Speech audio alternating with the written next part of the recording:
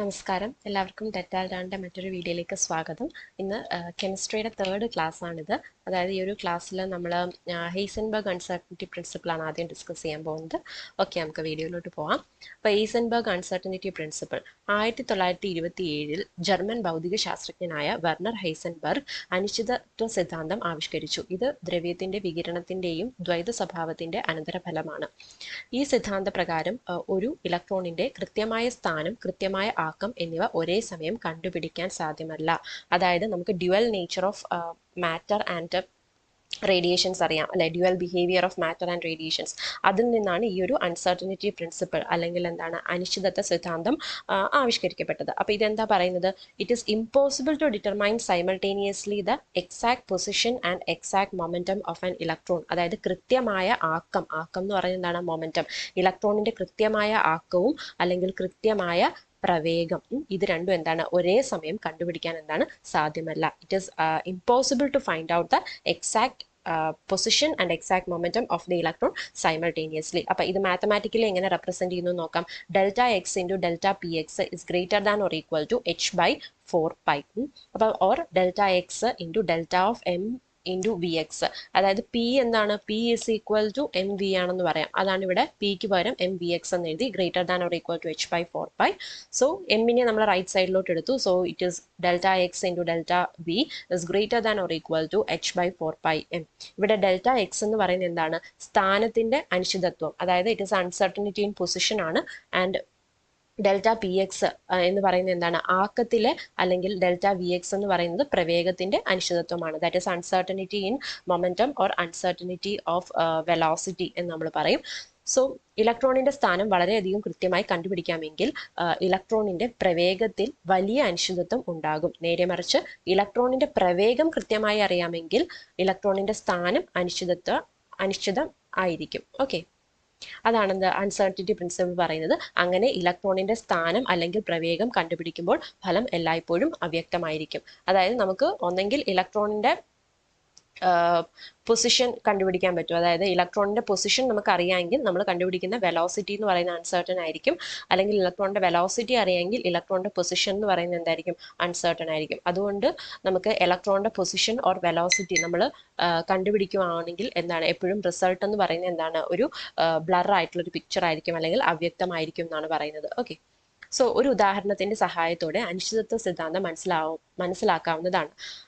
അങ്കനങ്ങളില്ലാത്ത ഒരു metre scale ഉപയോഗിച്ച് ഒരു ഷീറ്റ് പേപ്പറിന്റെ കനം അളക്കാൻ ആവശ്യപ്പെടുന്നു എന്ന് കരുതുക. തീർച്ചയായും ലഭിച്ച ഫലങ്ങൾ ഒട്ടും കൃത്യമല്ലാത്തതും അർത്ഥമല്ലാത്തതുമായിരിക്കും. കൃത്യത കൈവരിക്കണമെങ്കിൽ പേപ്പർ ഷീറ്റിനേക്കാൾ കനം കുറവായ ഏകകങ്ങൾ രേഖപ്പെടുത്തിയ ഒരു ഉപകരണം ഉപയോഗിക്കേണ്ടതാണ്. അതുപോലെ ഒരു ഇലക്ട്രോണിന്റെ സ്ഥാനം നിർണ്ണയിക്കുന്നതിന് നാം ഇലക്ട്രോണിന്റെ അളവുകളേക്കാൾ ചെറുതായ ഏകകങ്ങൾ രേഖപ്പെടുത്തിയ ഒരു മീറ്റർ സ്കെയിൽ ഉപയോഗിക്കണം. ഒരു ഇലക്ട്രോണിനെ ഒരു പോയിന്റ് ചാർജായും അങ്ങനെ വ്യാപ്തമില്ലാത്തതായും കണക്കാക്കുന്നു. ഒരു ഇലക്ട്രോണിനെ നിരീക്ഷിക്കുന്നതിന് നമുക്ക് പ്രകാശം അല്ലെങ്കിൽ വൈദ്യുത കാന്തവികിരണം ഉപയോഗിച്ച് അതിനെ പ്രകാശിപ്പിക്കാം. ഒരു ഇലക്ട്രോണിന്റെ അളവുകളേക്കാൾ കുറഞ്ഞ തരംഗദൈർഘ്യമുള്ള പ്രകാശം ആണ് ഉപയോഗിക്കേണ്ടത്. അതായത് നമ്മളിപ്പോൾ പറഞ്ഞു, ഒരു പേപ്പർ മെഷർ ചെയ്യാനായിട്ട്, ഒരു പേപ്പറിന്റെ തിക്നെസ് മെഷർ ചെയ്യാനായിട്ട് നമുക്കൊരു സ്കെയിൽ തരുവാണെങ്കിൽ ആ സ്കെയിലിലെ മാർക്കിങ്സ് എങ്ങനെ ആയിരിക്കണം? ആ പേപ്പറിന്റെ തിക്നെസ്സിനെക്കാട്ടിലും ചെറിയൊരു മാർക്കിങ്സ് ആയിരിക്കണം അല്ലെ, ചെറിയ ഡിവിഷനിലുള്ള മാർക്കിങ്സ് ആയിരിക്കണം ആ ഒരു സ്കെയിലിൽ ഉണ്ടാവേണ്ടത്. അതുപോലെ തന്നെ ഇലക്ട്രോണിനെ കുറിച്ച് നമ്മൾ നിരീക്ഷിക്കുമ്പം ഇലക്ട്രോണിനെ നമ്മൾ അളക്കുമ്പോഴത്തേക്കും ഇലക്ട്രോണിന്റെ അളവുകളേക്കാൾ ചെറുതായ ഏകകങ്ങൾ രേഖപ്പെടുത്തിയ ഒരു മീറ്റർ സ്കെയിൽ വേണം നമ്മൾ ഉപയോഗിക്കാൻ. സോ അതിന് വേണ്ടിയിട്ട് ഒരു എക്സാമ്പിൾ പോലെ പറയുകയാണ്, നമ്മൾ ഇലക്ട്രോണിനെ നിരീക്ഷിക്കുന്നതിന് വേണ്ടിയിട്ട് ഒരു പ്രകാശം അല്ലെങ്കിൽ ഒരു വൈദ്യുത കാന്തിക വികിരണം ഉപയോഗിച്ചാൽ അതിനെ പ്രകാശിപ്പിക്കാം. അതുപോലെ തന്നെ ഇലക്ട്രോണിന്റെ അളവുകളേക്കാൾ കുറഞ്ഞ തരംഗദൈർഘ്യമുള്ള പ്രകാശമാണ് നമ്മൾ ഉപയോഗിക്കുന്നത്. അതായത് വേവ് ലെങ്ത് ലാംഡ എന്ന് പറയുന്നത് ഇലക്ട്രോണിന്റെ അളവുകൾ എന്ന് പറയുമ്പോഴത്തേക്കും എന്താണ്? ഇലക്ട്രോണിന്റെ സൈസ് അല്ലെ, ഇലക്ട്രോണിന്റെ സൈസിനെക്കാട്ടിലും ചെറിയൊരു അല്ലെങ്കിൽ ഡയമെൻഷൻ ഓഫ് ഇലക്ട്രോണിനെക്കാട്ടിലും ചെറിയൊരു വേവ് ലെങ്ത് ഉള്ള ഒരു റേഡിയേഷൻ ആണ് അല്ലെങ്കിൽ ഒരു ലൈറ്റ് റേ ആണ് നമ്മൾ യൂസ് ചെയ്യുന്നതെന്ന് പറയാം. സോ അത്തരം പ്രകാശത്തിന്റെ ഉയർന്ന ആക്കമുള്ള P is equal to h/λ ഫോട്ടോണുകൾ കൂട്ടിമുട്ടുന്നതിലൂടെ ഇലക്ട്രോണുകളുടെ ഊർജ്ജം വ്യത്യാസപ്പെടും. ഈ പ്രക്രിയയിൽ നമുക്ക് ഇലക്ട്രോണിന്റെ സ്ഥാനം കണ്ടുപിടിക്കാൻ കഴിയുമെങ്കിലും കൂട്ടിയിടിക്ക് ശേഷം ഇലക്ട്രോണിന്റെ പ്രവേഗത്തെക്കുറിച്ച് നമുക്ക് കൃത്യത ഒന്നും ലഭിക്കുന്നില്ല. അതായത് എന്താ പറയുന്നത്? അപ്പൊ ഈ ഒരു ഇലക്ട്രോണിന്റെ ആക്കം P is equal to H by lambda. ആക്കം എന്താണെന്നറിയാലോ, മൊമെന്റം, അത് എച്ച് ബൈ ലാംഡയാണ്. സോ ഫോട്ടോണുകൾ കൂട്ടിമുട്ടുന്നതിലൂടെ ഇലക്ട്രോണുകളുടെ ഊർജ്ജം എന്ത് ചെയ്യുന്നു, വ്യത്യാസപ്പെടുന്നു. അതായത് ഒരു പ്രകാശരശ്മി വന്ന് ഇലക്ട്രോണിനെ തട്ടുമ്പോഴത്തേക്കും അതിന്റെ ഊർജ്ജ കൈമാറ്റം വരുന്നുണ്ട്, അതുകൊണ്ട് ഊർജ്ജം എന്ത് ചെയ്യുന്നു, വ്യത്യാസപ്പെടും. സോ ഈ പ്രക്രിയയിൽ ഇലക്ട്രോണിന്റെ സ്ഥാനം കണ്ടുപിടിക്കാൻ കഴിയുമെങ്കിലും കൂട്ടിയിടിക്ക് ശേഷം ഇലക്ട്രോണിന്റെ പ്രവേഗത്തെക്കുറിച്ച് നമുക്ക് എന്താണ് വ്യക്തതയൊന്നും കിട്ടുന്നില്ല. സോ ഇതിൽ നിന്ന് അനിശ്ചിതത്വ സിദ്ധാന്തത്തിന്റെ പ്രാധാന്യം എന്താണെന്ന് നമുക്ക് മനസ്സിലാക്കാം. അതായത് ഹെയ്സൻബർഗ് അനിശ്ചിതത്വ സിദ്ധാന്തത്തിന്റെ പ്രധാന അർത്ഥങ്ങളിൽ ഒന്ന് ഇലക്ട്രോണുകളും മറ്റ് സമാന കണികകളും കൃത്യമായ പരിക്രമണ പദങ്ങളിലോ നിലനിൽക്കുന്നില്ല എന്നാണ്. അതായത് ഇലക്ട്രോൺസ് അല്ലെങ്കിൽ ഇലക്ട്രോൺസിന് സിമിലർ ആയിട്ടുള്ള കണങ്ങളൊക്കെ എന്താണ്, കൃത്യമായിട്ടുള്ള ഒരു പരിക്രമണ പദത്തിലോ അല്ലെങ്കിൽ പദങ്ങളിലോ നിലനിൽക്കുന്നില്ല എന്നാണ് പറയുന്നത്. അതായത് ഡെഫിനിറ്റ് ആയിട്ടുള്ള പാത്തിലോ അല്ലെങ്കിൽ ഡെഫിനിറ്റ് ആയിട്ടുള്ള ട്രജക്ടറീസിലോ ഇലക്ട്രോൺസ് അല്ലെങ്കിൽ അതിന്റെ സിമിലർ ആയിട്ടുള്ള പാർട്ടിക്കിൾസ് എന്ത് ചെയ്യില്ല, ഒരിക്കലും എക്സിസ്റ്റ് ചെയ്യുന്നില്ല. സോ ഒരു വസ്തുവിന്റെ പരിക്രമണ പദം നിയന്ത്രിക്കുന്നത് പല നിമിഷങ്ങളിലുള്ള അതിന്റെ സ്ഥാനവും വേഗതയുമാണ്. ഒരു വസ്തു ഒരു പ്രത്യേക സന്ദർഭത്തിൽ എവിടെയാണെന്ന് നമുക്ക് അറിയാമെങ്കിൽ, അതുപോലെ അതിന്റെ പ്രവേഗവും അതിൽ പ്രവർത്തിക്കുന്ന ബലങ്ങളും അറിയാമെങ്കിൽ ആ വസ്തു കുറച്ചു സമയം കഴിയുമ്പോൾ എവിടെയാണെന്ന് നമുക്ക് പറയാൻ കഴിയും. അതുകൊണ്ട് ഒരു വസ്തുവിന്റെ സ്ഥാനം, പ്രവേഗവും അതിന്റെ പാതയെ നിശ്ചയിക്കുമെന്ന് നമുക്ക് തീരുമാനിക്കാം. സോ ഇലക്ട്രോണിനെ പോലെയുള്ള ഒരു ഉപ അറ്റോമിക വസ്തുവിന്റെ ഏത് സമയത്തുമുള്ള സ്ഥാനവും പ്രവേഗവും കൃത്യതയോടെ നിർണ്ണയിക്കാൻ സാധ്യമല്ല. അതുകൊണ്ട് ഒരു ഇലക്ട്രോണിന്റെ പരിക്രമണ പഥത്തെക്കുറിച്ച് പറയാനും സാധ്യമല്ല. സോ ഹൈസൻബർഗ് അനിശ്ചിതത്വ സിദ്ധാന്തത്തിന്റെ പ്രഭാവം സൂക്ഷ്മ വസ്തുക്കളുടെ ചലനത്തിന് മാത്രമാണ് ബാധകമായിട്ടുള്ളത്. കണ്ടോ, ഇതെന്താണ്, സൂക്ഷ്മ വസ്തുക്കളുടെ ചലനത്തിന് വേണ്ടി മാത്രമാണ് ഹൈസൻബർഗ് സിദ്ധാന്തം നിലകൊള്ളുന്നത്. അല്ലെങ്കിൽ significant only for the motion of microscopic particles and it is negligible for എന്താണ് മാക്രോസ്കോപ്പിക് പാർട്ടിക്കിൾസ്. ഈ സൂക്ഷ്മ വസ്തുക്കളാണ് മൈക്രോസ്കോപ്പിക്, സ്ഥൂല വസ്തുക്കളാണ് എന്താ മാക്രോസ്കോപ്പിക്. അതിന്റെ കാര്യത്തിൽ എന്താണ്, ഇത് നമുക്ക് തള്ളിക്കളയാവുന്നതാണ്. സോ ഇത് താഴെ പറയുന്ന ഉദാഹരണങ്ങളിൽ നിന്ന് കണക്കാക്കാൻ കഴിയും. അതായത് 1 മില്ലിഗ്രാം മാസമുള്ള ഒരു വസ്തുവിന്റെ അനിശ്ചിതത്വ സിദ്ധാന്തം ഉപയോഗിക്കുകയാണെങ്കിൽ, so delta V into delta X എന്ന് പറയുന്നത് h/4πm നമ്മൾ നേരത്തെ കണ്ടുപിടിച്ചു. അപ്പോൾ എച്ചിന്റെ വാല്യൂ നമുക്കറിയാം 6.626 ഇൻറ്റു 10⁻³ ജൂൾ സെക്കൻഡ്. 4π അറിയാലോ 3.14 ആണ് വാല്യൂ. എം എന്ന് പറയുന്നത് എന്താണ്, ഇവിടെ ഒന്ന് 1 മില്ലിഗ്രാം ആണ്. 1 മില്ലിഗ്രാം എന്ന് പറഞ്ഞാൽ 10⁻⁻6 കിലോഗ്രാം ആണ്. അത് എവിടെയാണ് 10⁻⁻6. ഓക്കെ, അപ്പൊ ഈ വാല്യൂ ചെയ്യുമ്പോൾ ഏകദേശം 10⁻28 metre per metre square per second എന്ന് പറയുന്നതാണ് നമുക്ക് കിട്ടുന്നത്. സോ ഇപ്പൊ ഇവിടെ നമുക്ക് ലഭിച്ച ഡെൽറ്റ വി ഇൻറ്റു ഡെൽറ്റ എക്സിന്റെ മൂല്യം വളരെ ചെറുതും വളരെ നിസ്സാരവുമാണ്. അതുകൊണ്ട് മില്ലിഗ്രാം വലുപ്പമോ ഭാരമോ കൂടിയതോ ആയ വസ്തുക്കളുടെ കാര്യത്തിൽ അനിശ്ചിതത്വത്തിന് യഥാർത്ഥത്തിൽ പങ്കൊന്നുമില്ല. അപ്പൊ എന്താണ്, ഈ ഒരു ഹൈസൻബർഗ് അൺസർട്ടിനിറ്റി പ്രിൻസിപ്പിൾ നമുക്ക് മൈക്രോസ്കോപ്പിക് ഒബ്ജക്ട്സിലാണ് സിഗ്നിഫിക്കന്റ് ആയിട്ടുള്ളത്. മാക്രോസ്കോപ്പിക് ഒബ്ജക്ട്സിൽ ഇതെന്തില്ല, സിഗ്നിഫിക്കന്റ് അല്ല എന്നാണ് പറയുന്നത്. സോ എന്നാൽ ഒരു ഇലക്ട്രോൺ പോലെയുള്ള മൈക്രോസ്കോപ്പിക് വസ്തുക്കളുടെ കാര്യത്തിൽ ലഭിക്കുന്ന delta V into delta X വളരെ വലുതാണ്. അത്തരം അനിശ്ചിതാവസ്ഥ വളരെ പ്രധാനമാണ്. ഉദാഹരണത്തിന് ഹൈസൻബർഗ് അനിശ്ചിതത്വ സിദ്ധാന്തം അനുസരിച്ച് 9.1 ഇൻറ്റു 10⁻31 കിലോ മാസമുള്ള ഒരു ഇലക്ട്രോണിന് delta V into delta X എന്ന് പറയുന്നത് നോക്കിക്കേ 10⁻⁻4 മീറ്റർ സ്ക്വയർ പെർ സെക്കൻഡ് എന്നാണ് വരുന്നത്. Okay, 10⁻⁻4 per metre square per second എന്നാണ് വരുന്നത്. സോ അതായത് 10⁻⁻8 അനിശ്ചിതത്വത്തോടെ സ്ഥാനം കണ്ടുപിടിക്കാൻ ശ്രമിച്ചാൽ പ്രവേഗത്തിലുള്ള അനിശ്ചിതത്വം 10⁻⁻4 ആയിരിക്കും. ഇത് വളരെ കൂടിയ ഓർബിറ്റലിൽ ചലിക്കുന്നു എന്ന ക്ലാസിക്കൽ ആശയം ശരിയല്ലെന്ന് വരുത്തുന്നു. അതായത് ഇലക്ട്രോണുകൾക്ക് കൃത്യമായ സ്ഥാനവും ആക്കവും ഉണ്ടെന്നുള്ള പ്രസ്താവനകൾ ഒഴിവാക്കി അവയുടെ സ്ഥാനവും ആക്കവും ഒരു സംഭാവ്യതയുടെ അടിസ്ഥാനത്തിൽ പ്രസ്താവിക്കേണ്ടിയിരിക്കുന്നു. ആറ്റത്തിന്റെ ക്വാണ്ടം മെക്കാനിക്കൽ മാതൃകയിൽ ഇതാണ് സംഭവിക്കുന്നത്. സോ ഒന്നുമില്ല, എന്താ പറയുന്നതെന്ന് വെച്ചാൽ നമ്മൾ പറയുന്നു, ബോർ ആറ്റം മോഡൽ എന്താണ് പറയുന്നത്, ഇലക്ട്രോണ് ഒരു നിശ്ചിത പാതയിലൂടെയാണ്, അല്ലെ, ഒരു സ്പെസിഫിക് ഓർബിറ്റ്സ് കോൾ സ്റ്റേഷനറി ഓർബിറ്റ്സിലൂടെയാണ് ന്യൂക്ലിയസിന് ചുറ്റും വലം വെക്കുന്നത് നമ്മൾ പറഞ്ഞു. പക്ഷേ എന്താണ്, ഈ ഹൈസൻബർഗ് അൺസർട്ടിനിറ്റി പ്രിൻസിപ്പിൾ പ്രകാരം നമുക്ക് ഒരു ഇലക്ട്രോണിന്റെ മാസും അതുപോലെ തന്നെ ഇലക്ട്രോണിന്റെ പൊസിഷനും അതുപോലെ ഇലക്ട്രോണിന്റെ പ്രവേഗം ഒരുമിച്ച് നമുക്ക് കണക്കാക്കാൻ പറ്റുന്നില്ല. അല്ലെങ്കിൽ അതൊരു അൺസർട്ടനിറ്റി ആണെന്നാണ് പറയുന്നത്. സോ ഇതുപോലെ നമ്മൾ അൺസർട്ടനിറ്റി ആയതുകൊണ്ട് പറയുന്നത്, അതുകൊണ്ടാണ് അവയുടെ സ്ഥാനവും ആക്കവും ഒരു സംഭാവ്യതയുടെ അടിസ്ഥാനത്തിൽ പ്രസ്താവിക്കേണ്ടിയിരിക്കുന്നു എന്നുള്ളൊരു കൺക്ലൂഷനിലോട്ട് എത്തി. അതായത് ഒരു പ്രോബബിലിറ്റി, അല്ലെ, പ്രോബബിലിറ്റിയാണ് സംഭാവ്യത. അതാണ് നമ്മൾ ക്വാണ്ടം മെക്കാനിക്കൽ മോഡൽ, അല്ലെ, probability of finding the electron എന്നാണ് നമ്മൾ അവിടെ പറയാറ്. സോ ആ ക്വാണ്ടം മെക്കാനിക്കൽ മോഡലിൽ ഈ പ്രോബബിലിറ്റിയെ കുറിച്ചിട്ടാണ് പറയുന്നത്. സോ ബോർ മാതൃക പരാജയപ്പെടുത്താനുള്ള കാരണങ്ങൾ ഇവിടെ പറയുന്നുണ്ട്. ബോർ മാതൃകയുടെ പരാജയത്തിനുള്ള കാരണങ്ങൾ. ബോറിന്റെ മാതൃക പരാജയപ്പെട്ടതിന്റെ കാരണം ഇപ്പോൾ നമുക്ക് മനസ്സിലാക്കാവുന്നതാണ്. ബോർ മാതൃകയിൽ ന്യൂക്ലിയസിന് ചുറ്റും ഒരു നിശ്ചിത വൃത്താകാര ഓർബിറ്റലിൽ ചലിക്കുന്ന ചാർജിത കണമായാണ് ഇലക്ട്രോൺ കണക്കാക്കപ്പെടുന്നത്. ഇലക്ട്രോണിന്റെ തരംഗ സ്വഭാവം ബോർ മാതൃകയിൽ കണക്കാക്കുന്നില്ല. മാത്രമല്ല, ഒരു ഓർബിറ്റ് വ്യക്തമായി നിർവചിക്കപ്പെട്ട ഒരു പാതയാണ്. പക്ഷേ ഇലക്ട്രോണിന്റെ സ്ഥാനവും പ്രവേഗവും ഒരേ സമയം കൃത്യമായി അറിയാമെങ്കിൽ മാത്രമേ ഈ പാത പൂർണ്ണമായി നിർവചിക്കാൻ സാധിക്കൂ. ഹൈസൻബർഗിന്റെ അനിശ്ചിതത്വ സിദ്ധാന്തം അനുസരിച്ച് ഇത് സാധ്യമല്ല. അതിനാൽ ഹൈഡ്രജൻ ആറ്റത്തിന്റെ ബോർ മാതൃക ദ്രവ്യത്തിന്റെ ദ്വൈത സ്വഭാവം അവഗണിക്കുക. മാത്രമല്ല, ഹൈസൻബർഗ് അനിശ്ചിതത്വ സിദ്ധാന്തത്തിന് വിരുദ്ധവുമാണ് അല്ലെ. അപ്പൊ നമുക്ക് ഒരേ സമയം കൃത്യമായിട്ട് സ്ഥാനവും പ്രവേഗവും അറിയാമെങ്കിൽ മാത്രമേ എന്താണ് ആ സ്റ്റേഷനറി ഓർബിറ്റ്സ് എന്ന് പറയുന്ന പാത പൂർണ്ണമായി നിർവചിക്കാൻ സാധിക്കൂ. പക്ഷേ ഹൈസൻബർഗ് അൺസർട്ടനിറ്റി പ്രിൻസിപ്പിൾ എന്താണ് പറയുന്നത്? ഈ രണ്ടും കൂടെ നമുക്ക് ഒരേ സമയത്ത് നിർവചിക്കാനായിട്ട് കഴിയില്ല എന്ന് പറയുന്നു. അതുകൊണ്ട് നമുക്ക് എന്ത് പറയാം? ഹൈഡ്രജൻ ആറ്റത്തിന്റെ ബോർ മാതൃക ദ്രവ്യത്തിന്റെ ദ്വൈത സ്വഭാവം അവഗണിക്കുകയും ചെയ്യുന്നു. മാത്രമല്ല, ഹൈസൻബർഗ് അനിശ്ചിതത്വ സിദ്ധാന്തത്തിന് വിരുദ്ധവുമാണ്. ഓക്കെ, സോ ബോർ മാതൃകയുടെ സഹജമായ ഈ ബലഹീനതയുടെ അടിസ്ഥാനത്തിൽ ബോറിന്റെ മാതൃക മറ്റ് ആറ്റങ്ങളിലേക്ക് പരിഗണിക്കുന്നതിൽ അർത്ഥമില്ലായിരുന്നു. വാസ്തവത്തിൽ ദ്രവ്യത്തിന്റെ തരംഗ കണിക ദ്വൈത സ്വഭാവം വിശദീകരിക്കാനും ഹൈസൻബർഗിന്റെ അനിശ്ചിതത്വ സിദ്ധാന്തവുമായി പൊരുത്തപ്പെടാനും കഴിയുന്ന ഒരു അറ്റോമിക ഘടനയിലേക്കുള്ള ഉൾക്കാഴ്ചയാണ് വേണ്ടത്. ക്വാണ്ടം മെക്കാനിക്സിന്റെ ആഗമനത്തോടെയാണ് ഇതിലേക്ക് എത്തിയത്. അപ്പോൾ ബോർ മോഡലിന്റെ പോരായ്മകളെ കുറിച്ച് നമ്മൾ പറഞ്ഞു, ഹൈസൻബർഗ് അൺസർട്ടനിറ്റി പ്രിൻസിപ്പളിനെ കുറിച്ച് പറഞ്ഞു. നിങ്ങൾക്കത് മനസ്സിലായെന്ന് വിചാരിക്കുന്നു. അതായത് ഒരേ സമയത്ത് ഒരു ഇലക്ട്രോണിന്റെ സ്ഥാനവും പ്രവേഗവും നമുക്ക് കണ്ടുപിടിക്കാനായിട്ട് കഴിയില്ല. അതാണ് ഹൈസൻബർഗ് അൺസർട്ടനിറ്റി പ്രിൻസിപ്പിൾ പറയുന്നത്. ഓക്കെ, ഇനി അടുത്ത നമുക്ക് വരുന്ന ടോപ്പിക് എന്ന് പറയുന്നത് ഓർബിറ്റൽസ് ആൻഡ് ക്വാണ്ടം നമ്പേഴ്സ് അല്ലെ. അതാണ് നമ്മുടെ അടുത്ത atomic orbitals and quantum numbers ആണ് അടുത്ത ടോപ്പിക്.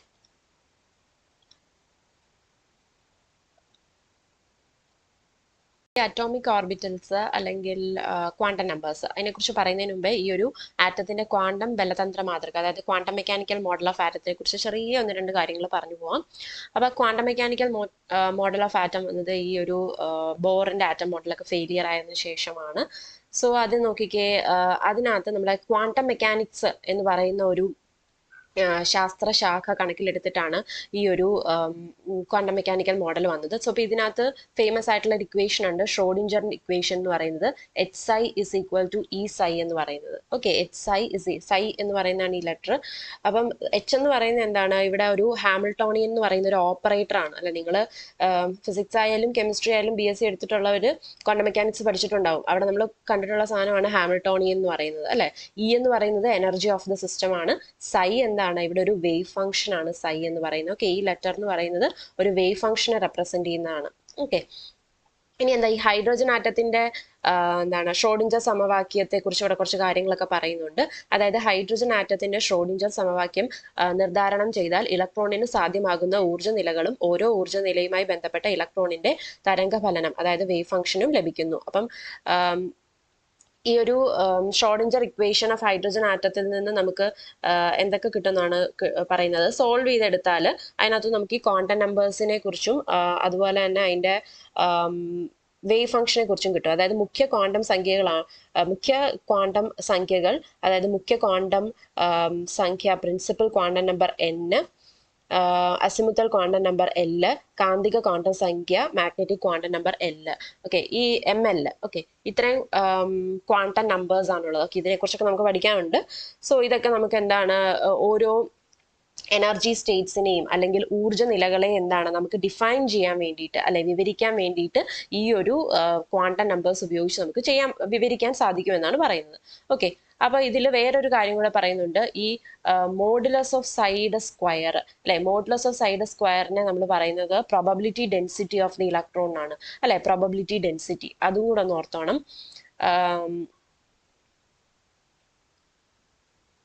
ഇവിടെ നാലാമത്തെ പോയിന്റ് ആയിട്ട് ഈ പറയുന്നത് ഇതൊന്ന് വായിച്ചാൽ നിങ്ങൾക്ക് കാര്യങ്ങൾ കുറച്ചുകൂടെ ക്ലിയർ ആവും. അതായത് അറ്റോമിക ഓർബിറ്റലിൽ ഒരു ആറ്റത്തിലെ ഒരു ഇലക്ട്രോണിന്റെ Ψ എന്ന തരംഗഫലമാണ് അല്ലെ. അറ്റോമിക് ഓർബിറ്റൽ എന്ന് പറഞ്ഞാൽ എന്താണ്? ഒരു ആറ്റത്തിലെ ഇലക്ട്രോണിന്റെ Ψ എന്ന് പറയുന്ന വേവ് ഫംഗ്ഷനെയാണ് നമ്മൾ ഈ അറ്റോമിക് ഓർബിറ്റൽ എന്ന് പറയുന്നത്.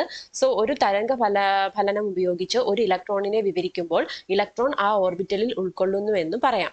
ഒരു ഇലക്ട്രോണിന് ഇത്തരം നിരവധി തരംഗഫലങ്ങൾ സാധ്യമാണെന്നതിനാൽ ഒരു ആറ്റത്തിന് നിരവധി അറ്റോമിക് ഓർബിറ്റുകളും ഉണ്ടായിരിക്കും. ഓക്കെ, ഒരു ആറ്റത്തിന് ഡിഫറെന്റ് എന്താണ് അറ്റോമിക് ഓർബിറ്റൽസ് ഉണ്ട്. സോ ഇത്തരം ഏക ഇലക്ട്രോൺ ഓർബിറ്റൽ ഫലനങ്ങൾ അല്ലെങ്കിൽ ഓർബിറ്റലുകൾ ആണ് ആറ്റങ്ങളുടെ ഇലക്ട്രോണിക ഘടനയുടെ അടിസ്ഥാനം. ഓരോ ഓർബിറ്റലിലും ഇലക്ട്രോണിന് ഒരു നിശ്ചിത ഊർജമുണ്ട്. ഓക്കെ, ഓരോ ഓർബിറ്റലിൽ ഇരിക്കുന്ന ഇലക്ട്രോണിനും എന്താണ് ഒരു നിശ്ചിത എനർജി ഉണ്ട്, ഡെഫിനിറ്റ് എനർജി ഉണ്ട്. ഒരു ഓർബിറ്റലിൽ 2 ഇലക്ട്രോണുകളിൽ കൂടുതൽ ഉൾക്കൊള്ളാൻ കഴിയില്ല. ഓക്കെ, അത് ഇമ്പോർട്ടൻ്റ് ആയിട്ടുള്ളതാണ്. ഒരു ഓർബിറ്റലിൽ എന്താണ് 2 ഇലക്ട്രോൺസ് മാത്രമേ പാടുള്ളൂ. അതുപോലെ ഒരു ബഹു ഇലക്ട്രോൺ ആറ്റത്തിൽ വിവിധ ഓർബിറ്റലുകളിൽ ഇലക്ട്രോണുകൾ നിറയുന്നത് അവയുടെ ഊർജം വർദ്ധിക്കുന്നതിനനുസരിച്ചിട്ടാണ്. അതായത് ഒരു ബഹു ഇലക്ട്രോൺ ആറ്റത്തിൽ ഓരോ ഇലക്ട്രോണിനും അത് ഉൾക്കൊള്ളുന്ന ഓർബിറ്റലിന്റെ സവിശേഷതകൾ ഉള്ള ഒരു ഓർബിറ്റൽ തരംഗഫലനം ഉണ്ടായിരിക്കും. ഒരു ആറ്റത്തിലെ ഇലക്ട്രോണിനെ കുറിച്ചുള്ള എല്ലാ വിവരങ്ങളും അതിന്റെ ഓർബിറ്റൽ തരംഗഫലനം സൈയിൽ അടങ്ങിയിരിക്കുന്നു. ഈ വിവരങ്ങൾ ലഭ്യമാക്കുന്നത് ക്വാണ്ടം ബലതന്ത്രത്തിന്റെ സഹായത്താലാണ്. ഇപ്പൊ നിങ്ങൾക്ക് ഒരു ഐഡിയ കിട്ടിക്കാണും. അതായത് സൈ എന്ന് പറയുന്ന വേവ് ഫംഗ്ഷൻ വെച്ചിട്ട് നമുക്ക് ഒരു ഓർബിറ്റലിലെ ഇലക്ട്രോണിന്റെ എല്ലാ ഡീറ്റെയിൽസും അല്ലെങ്കിൽ എല്ലാ ഇൻഫർമേഷൻസും സൈ എന്ന് പറയുന്ന ഒരു വേവ് ഫംഗ്ഷനിൽ നിന്നാണ് നമുക്ക് കിട്ടുന്നതെന്ന് പറയുന്നു. ഓക്കെ, ആ സൈയിലാണ് ഇതെല്ലാം സ്റ്റോർ ചെയ്ത് വെച്ചിരിക്കുന്നത്. ഇനി ഇതാണ് ക്വാണ്ടം മെക്കാനിക്സിന്റെ ഒരു ബേസിക് കാര്യം എന്ന് പറഞ്ഞാൽ. പിന്നെ ഈ സൈ സ്ക്വയറിനെ കുറിച്ച് ഇവിടെ പറയുന്നുണ്ട്. നോക്കിക്കേ, ഒരു ആറ്റത്തിലെ ഒരു ബിന്ദുവിൽ ഇലക്ട്രോണിനെ കണ്ടുമുട്ടുന്നതിനുള്ള സംഭവ്യത, അതായത് probability of finding the electron at a point at the atom, within the atom. ആറ്റത്തിനുള്ളിൽ ഒരു ഇലക്ട്രോണിനെ കാണാനുള്ള പ്രോബബിലിറ്റി, അതാണ് സംഭാവ്യത എന്ന് പറയുന്നത്, പ്രോബബിലിറ്റി ആണ്. ഓക്കെ, അപ്പൊ ഓർബിറ്റൽ തരംഗഫലനത്തിന്റെ വർഗത്തിന് അനുപാതികമാണത്. അതായത് എന്താണ് ഓർബിറ്റൽ തരംഗഫലനം എന്ന് പറയുന്നത് സൈ സ്ക്വയർ ആണ്, അതിന്റെ വർഗം എന്ന് പറയുന്നത് സ്ക്വയർ ആണ്, അതാണ് സൈയുടെ square, modulus of psi square.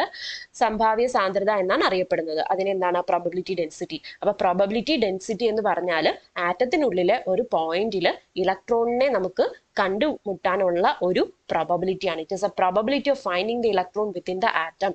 അതിനെയാണ് പ്രോബബിലിറ്റി ഡെൻസിറ്റി എന്ന് നമ്മൾ പറയുന്നത്. ഓക്കെ അല്ലേ? ഇനി ഇത് എപ്പോഴും എന്തായിരിക്കും? പോസിറ്റീവ് ആയിരിക്കും. ഒരു ആറ്റത്തിനുള്ളിൽ വ്യത്യസ്ത സ്ഥാനങ്ങളിലെ പ്രോബബിലിറ്റി ഡെൻസിറ്റി മൂല്യത്തിൽ നിന്ന് ന്യൂക്ലിയസിന് ചുറ്റും ഏറ്റവും കൂടുതലായി ഇലക്ട്രോണിനെ കണ്ടെത്താനാവുന്ന പ്രദേശം പ്രവചിക്കാനായിട്ട് കഴിയും. അപ്പൊ ന്യൂക്ലിയസിന് ചുറ്റും എവിടെയാണ് ഇലക്ട്രോൺ എന്ന് പറയുന്ന കാര്യത്തെക്കുറിച്ചാണ് നമ്മളിവിടെ പറഞ്ഞുകൊണ്ടിരിക്കുന്നത് അല്ലെ. അപ്പൊ ഈ പ്രോബബിലിറ്റി ഡെൻസിറ്റി എന്ന് പറയുന്ന ആ ഒരു വാല്യൂ അതാണ് അതിന്റെ മൂല്യം. ആ മൂല്യത്തിൽ നിന്ന് ന്യൂക്ലിയസിന്റെ ചുറ്റും കൂടുതലായി ഇലക്ട്രോണിനെ എവിടെയാണ് നമുക്ക് കണ്ടെത്താമെന്ന് നമുക്ക് പറയാനായിട്ട് സാധിക്കും. ഓക്കെ അല്ലേ? അപ്പൊ ഇനി നമുക്ക് atomic orbitals and quantum numbers എന്ന് പറയുന്ന ആ ഒരു ഇതിലോട്ട് പോവാം. നോക്കിക്കേ, ഓർബിറ്റൽസ് ആൻഡ് ക്വാണ്ടം നമ്പേഴ്സ്, ഓർബിറ്റലുകളും ക്വാണ്ടം സംഖ്യകളും. ഒരാറ്റത്തിൽ അനേകം ഓർബിറ്റലുകൾ സാധ്യമാണ്. ഈ ഓർബിറ്റലുകളെ അവയുടെ വലിപ്പം, രൂപം, അഭിവിന്യാസം എന്നിവയുടെ അടിസ്ഥാനത്തിൽ ഗുണപരമായി വേർതിരിച്ച് അറിയാൻ കഴിയും. വലിപ്പം കുറഞ്ഞ ഓർബിറ്റലുകൾ ന്യൂക്ലിയസിന് സമീപം ഇലക്ട്രോണിനെ കണ്ടുമുട്ടുന്നതിനുള്ള കൂടിയ സാധ്യതയെ സൂചിപ്പിക്കുന്നു. അതുപോലെ തന്നെ ആകൃതിയും അഭിവിന്യാസം എന്ന് പറഞ്ഞാൽ നമ്മൾ ഇവിടെ പറഞ്ഞായിരുന്നു അല്ലെ, രൂപം, വലിപ്പം, അതുപോലെ തന്നെ അഭിവിന്യാസം, അത് ഓറിയന്റേഷൻ ആണ്. ഓക്കെ, ഓറിയന്റേഷനെയാണ് ഈ അഭിവിന്യാസം എന്ന് പറയുന്നത്. സോ അപ്പം ഇലക്ട്രോണിനെ ഏതാണ് ഈ ഓർബിറ്റലുകളിലാണ് ഇലക്ട്രോൺ കാണപ്പെടുന്നതെന്ന് പറഞ്ഞു അല്ലെ. ന്യൂക്ലിയസിന് ചുറ്റും ഇലക്ട്രോൺ ഉണ്ടെന്നൊക്കെയാണ് നമ്മൾ പണ്ട് ഡെഫിനിറ്റ് ഓർബിറ്റിലൂടെയാണ് അല്ലെ, ഒരു പാതയിലൂടെയാണ് ഇലക്ട്രോൺ സഞ്ചരിക്കുന്നതെന്ന് പറഞ്ഞു. അപ്പൊ അതിൽ നിന്ന് വ്യത്യാസമായുള്ള ഒരു കോൺസെപ്റ്റ് ആണ് ഇവിടെ നമ്മൾ പഠിക്കുന്നത് അല്ലെ. അപ്പൊ ഇവിടെ എന്താ പറയുന്നത്? ഈ ഓർബിറ്റലുകളിലാണ് ഇലക്ട്രോൺസ് ഉള്ളത്. ആ ഓർബിറ്റലിന്റെ പ്രത്യേകത എന്തൊക്കെയാണ്? നമുക്ക് ആ ഓർബിറ്റലിലുള്ള ഇലക്ട്രോൺസിനെയും ഈ ക്വാണ്ടം നമ്പേഴ്സ് വെച്ചിട്ട് എന്ത് ചെയ്യാൻ പറ്റും? വിവരിക്കാനായിട്ട് കഴിയും. അതാണ് ഇവിടെ പറയുന്നത്. ഓർബിറ്റലുകളുടെ വലിപ്പം, രൂപം, അഭിവിന്യാസം എന്നിവയുടെ അടിസ്ഥാനമായി നമുക്ക് എന്താണ് ഗുണപരമായി വേർതിരിച്ചറിയാൻ കഴിയും. സോ വലിപ്പം കുറഞ്ഞ ഓർബിറ്റുകൾ എന്താണ്? ന്യൂക്ലിയസിന്റെ അടുത്താണുള്ളത്. അതുപോലെ തന്നെ അവിടെ എന്താണ് വലിപ്പം കുറഞ്ഞ ഓർബിറ്റലുകളിൽ ഇലക്ട്രോണിനെ കാണാനായിട്ടുള്ള സാധ്യത, അതായത് പ്രോബബിലിറ്റി എന്ന് പറയുന്നത് വളരെ കൂടുതലായിരിക്കും. അതുപോലെ തന്നെ ഓറിയന്റേഷൻ എന്തിനെയാണ് അർത്ഥമാക്കുന്നത്? ചില നിശ്ചിത ദിശകളിൽ ഇലക്ട്രോണിനെ കണ്ടുമുട്ടുന്നതിനുള്ള സാധ്യത മറ്റുള്ളവയെ അപേക്ഷിച്ച് കൂടുതലാണെന്നാണ് ഈ ഓറിയന്റേഷൻ കാണിക്കുന്നത്. അതുപോലെ തന്നെ അറ്റോമിക ഓർബിറ്റലുകളെ ക്വാണ്ടം സംഖ്യകൾ ഉപയോഗിച്ച് കൃത്യമായി തിരിച്ചറിയാൻ സാധിക്കുന്നു. ഓരോ ഓർബിറ്റലിനെയും N, L, ML എന്ന 3 ക്വാണ്ടം സംഖ്യകളാൽ സൂചിപ്പിക്കുന്നു. അപ്പൊ നമുക്കിവിടെ എന്താണ് ക്വാണ്ടം നമ്പേഴ്സ് എന്താണെന്ന് പഠിക്കാം. അപ്പൊ ഇത്ര അറിഞ്ഞിരിക്കുക. എന്താണ് ആറ്റത്തിന് ചുറ്റും ആറ്റത്തിനകത്ത് ഒരുപാട് ഓർബിറ്റലുകൾ ഉണ്ട്. ഈ ഓർബിറ്റലുകളെ നമുക്ക് വിവരിക്കാൻ വേണ്ടിയിട്ടാണ് അവരുടെ വലിപ്പം, അതുപോലെ അവരുടെ ഓറിയന്റേഷൻ, അവരുടെ രൂപമൊക്കെ ഉള്ളത്. അതുപോലെ തന്നെ ഒരു ഓർബിറ്റലിന്റെ ചെറിയ സൈസ് ഉള്ള ഒരു ഓർബിറ്റൽ ആണെങ്കിൽ there is more chance of finding the electron near the nucleus എന്നാണ് പറയുന്നത്.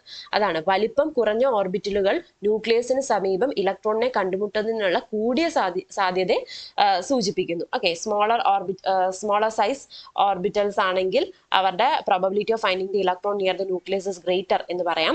അതുപോലെ ഷേപ്പ്, അതുപോലെ തന്നെ ഓറിയന്റേഷൻ എന്ന് പറയുന്നത് എന്തിനെയാണ് സൂചിപ്പിക്കുന്നത്? Probability of finding the electron along certain directions, അല്ലെ, ചില നിശ്ചിത ദിശകളിൽ ഇലക്ട്രോണിനെ കണ്ടുമുട്ടാൻ ഉള്ള പ്രോബബിലിറ്റിയാണ് അത് സൂചിപ്പിക്കുന്നത്. സോ ഈ അറ്റോമിക് ഓർബിറ്റൽസിനെ നമുക്ക് മൊത്തത്തിൽ NL, ML എന്ന് പറയുന്ന ക്വാണ്ടം നമ്പേഴ്സ് ഉപയോഗിച്ച് നമുക്ക് എന്ത് ചെയ്യാൻ പറ്റും? വിവരിക്കാനായിട്ട് സാധിക്കും.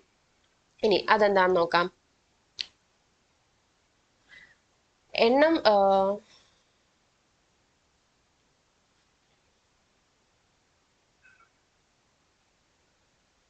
ഇവിടെ ഇനി മുഖ്യ ക്വാണ്ടം സംഖ്യ n പോസിറ്റീവ് പൂർണ്ണസംഖ്യകളാണ്. അതിന്റെ മൂല്യങ്ങൾ ആണ് n is equal to 1, 2, 3 etc. അതായത് മുഖ്യ ക്വാണ്ടം സംഖ്യ എന്ന് പറഞ്ഞാൽ നിങ്ങൾ കേട്ടിട്ടുണ്ടായിരിക്കും, എന്താണ്? പ്രിൻസിപ്പൽ ക്വാണ്ടം നമ്പർ, അല്ലെ? പ്രിൻസിപ്പൽ ക്വാണ്ടം നമ്പറിനെയാണ് നിങ്ങൾ ഈ മുഖ്യ ക്വാണ്ടം സംഖ്യ n എന്ന് പറയുന്നത്. ഇതെന്താണ്? ഒരു പോസിറ്റീവ് ആയിട്ടുള്ള പൂർണ്ണസംഖ്യ എന്ന് പറയുന്നത് എന്താണ്? ഇൻറ്റിജർ ആണ്. അപ്പൊ ഒരു പോസിറ്റീവ് ഇൻറ്റിജർ ആയിരിക്കും എന്തെന്ന് പറയുന്നത്? നമ്മുടെ ഇൻറ്റിജർ ആയിരിക്കും എന്താ? Principal quantum number. അതിന്റെ values n is equal to 1, 2, 3 etc. അങ്ങനെ പോകും. n എന്ന് പറയുന്ന ലെറ്റർ വെച്ചിട്ടാണ് ഈ പ്രിൻസിപ്പൽ ക്വാണ്ടം നമ്പറിനെ നമ്മൾ റെപ്രസെന്റ് ചെയ്യുന്നത്. അതുപോലെ നോക്കിക്കേ, മുഖ്യ ക്വാണ്ടം സംഖ്യ ഓർബിറ്റലിന്റെ വലിപ്പവും വലിയൊരു പരിധി വരെ ഊർജവും നിശ്ചയിക്കുന്നു. അപ്പൊ എന്താണ്? ഓർബിറ്റലിന്റെ സൈസും അതിന്റെ എന്താണ് എനർജിയും, അല്ലെ, എനർജിയും ഒക്കെ ആരാണ് ഡിഫൈൻ ചെയ്യുന്നത് അല്ലെങ്കിൽ ഡിറ്റർമൈൻ ചെയ്യുന്നത്? ഈ n എന്ന് പറയുന്ന വാല്യൂ ആണ്, പ്രിൻസിപ്പൽ ക്വാണ്ടം നമ്പർ ആണ്. ഓക്കെ അല്ലെ? ഹൈഡ്രജൻ ആറ്റത്തിലും ഹൈഡ്രജൻ പോലെയുള്ള സ്പീഷീസുകളിലും, അതായത് He-Li2+ മുതലായ ലിഥിയം അയോണും ഹീലിയം അയോണും ആണ് മുതലായവ, ഓർബിറ്റലിന്റെ ഊർജവും വലിപ്പവും n-ന്റെ മൂല്യം മാത്രം ആശ്രയിച്ചിരിക്കുന്നു. അപ്പൊ എന്താണ്? ഹൈഡ്രജൻ ആറ്റത്തിലും ഹൈഡ്രജൻ പോലെയുള്ള ആറ്റങ്ങളിലും അവരുടെ എനർജി എന്ന് പറയുന്നത് എന്തിനെ ഡിപ്പെൻഡ് ചെയ്തിരിക്കുന്നുണ്ട്? ഈ size of the orbital depends on the size and energy of the orbitals depend on the value of n എന്ന് പറയുന്നത്. ഓക്കെ, ഇനി മുഖ്യ ക്വാണ്ടം സംഖ്യ ഷെല്ലിനെ തിരിച്ചറിയുവാൻ സഹായിക്കുന്നു. n-ന്റെ മൂല്യത്തിൽ വർധന ഉണ്ടായാൽ അനുവദനീയമായ ഓർബിറ്റലുകളുടെ എണ്ണവും വർദ്ധിക്കുന്നു. ഇത് n² ആയിരിക്കും. ഒരു നിശ്ചിത n മൂല്യമുള്ള എല്ലാ ഓർബിറ്റലുകളും ആറ്റത്തിന്റെ ഒരു ഷെല്ലിൽ ഉൾപ്പെടുന്നു. ഷെല്ലുകളെ താഴെ പറയുന്ന അക്ഷരങ്ങൾ ഉപയോഗിച്ച് സൂചിപ്പിക്കുന്നു. അപ്പൊ n എന്ന് പറയുന്നത് എന്താണ്? Shell n is equal to 1, 2, 3, 4 അങ്ങനെ ആകുമ്പോഴത്തേക്കും n is equal to 1-ന് കറസ്പോണ്ടിങ് ആയിട്ടുള്ള ഷെല്ലാണ് K, 2-ന് L, 3-ക്ക് M, 4-ന് N, അല്ലെ? അപ്പൊ പ്രിൻസിപ്പൽ ക്വാണ്ടം നമ്പർ എന്തിനേയും പറയുന്നുണ്ട്? ഷെല്ലിന്റെ നമ്പറിനെയും പറയുന്നുണ്ട്, അല്ലെ? n എന്ന് പറയുന്നതാണ് നമ്മുടെ പ്രിൻസിപ്പൽ ക്വാണ്ടം നമ്പർ. അത് എന്തിനേയും പറയുന്നുണ്ടെന്നാ പറഞ്ഞത്? ഷെല്ലിനെ കുറിച്ചും പറയുന്നുണ്ട്. സോ n-ന്റെ വാല്യൂ ഇൻക്രീസ് ചെയ്യുന്നതനുസരിച്ച് എന്താ പറ്റുന്നത്? ഓർബിറ്റലിന്റെ വാല്യൂസും നമ്പേഴ്സ് ഓഫ് ഓർബിറ്റൽസും എന്ത് ചെയ്യുന്നുണ്ട്? ഇൻക്രീസ് ചെയ്യുന്നുണ്ടെന്നാണ് പറയുന്നത്. കണ്ടോ? അതിന്റെ എണ്ണം, ഓർബിറ്റലിന്റെ എണ്ണവും വർദ്ധിക്കുന്നു. അപ്പൊ ഇത് n² എന്ന് പറയുന്ന വാല്യൂ ആണ് എന്ത്? ഓർബിറ്റലിന്റെ എണ്ണം എന്ന് പറയുന്നത്. ഓക്കെ, അപ്പം n is equal to number of shell ആണ് n എങ്കിൽ അതിലുള്ള ഓർബിറ്റൽസിന്റെ എണ്ണം എന്ന് പറയുന്നത് എന്തായിരിക്കും? n² ആയിരിക്കും. ഓക്കെ, n ഷെല്ലും n² എന്ന് പറയുന്നത് എന്തായിരിക്കും? നമ്പർ ഓഫ് അലൗഡ് ഓർബിറ്റൽസ് ആയിരിക്കും. അപ്പൊ നോക്കിക്കേ, ഈ n-ന് കറസ്പോണ്ടിങ് ആയിട്ടുള്ള ഓരോ ഷെല്ലുകളും, n-ന്റെ വാല്യൂവിന് കറസ്പോണ്ടിങ് ആയിട്ടുള്ള ഓരോ ഷെല്ലുകളും ഇവിടെ കൊടുത്തിട്ടുണ്ട്. അതുപോലെ തന്നെ ഒരു നിശ്ചിത n മൂല്യമുള്ള എല്ലാ ഓർബിറ്റലുകളും ആറ്റത്തിന്റെ ഒരു ഷെല്ലിൽ ഉൾപ്പെടുന്നു. അതായത് all the orbitals of a given value of n constitute a single shell of atom. അതായത് ഇപ്പം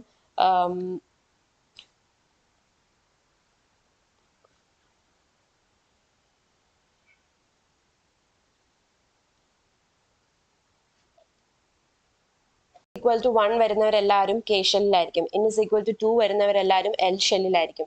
n is equal to 3 വരുന്നവരെല്ലാവരും M-ഉം 4 വരുന്ന എല്ലാവരും n-ഉം അങ്ങനെ ആയിരിക്കും. ഓക്കെ, ഇനി മുഖ്യ ക്വാണ്ടം സംഖ്യ n വർദ്ധിക്കുന്നതിനനുസരിച്ച് ഓർബിറ്റലുകളുടെ വലിപ്പവും വർദ്ധിക്കുന്നു.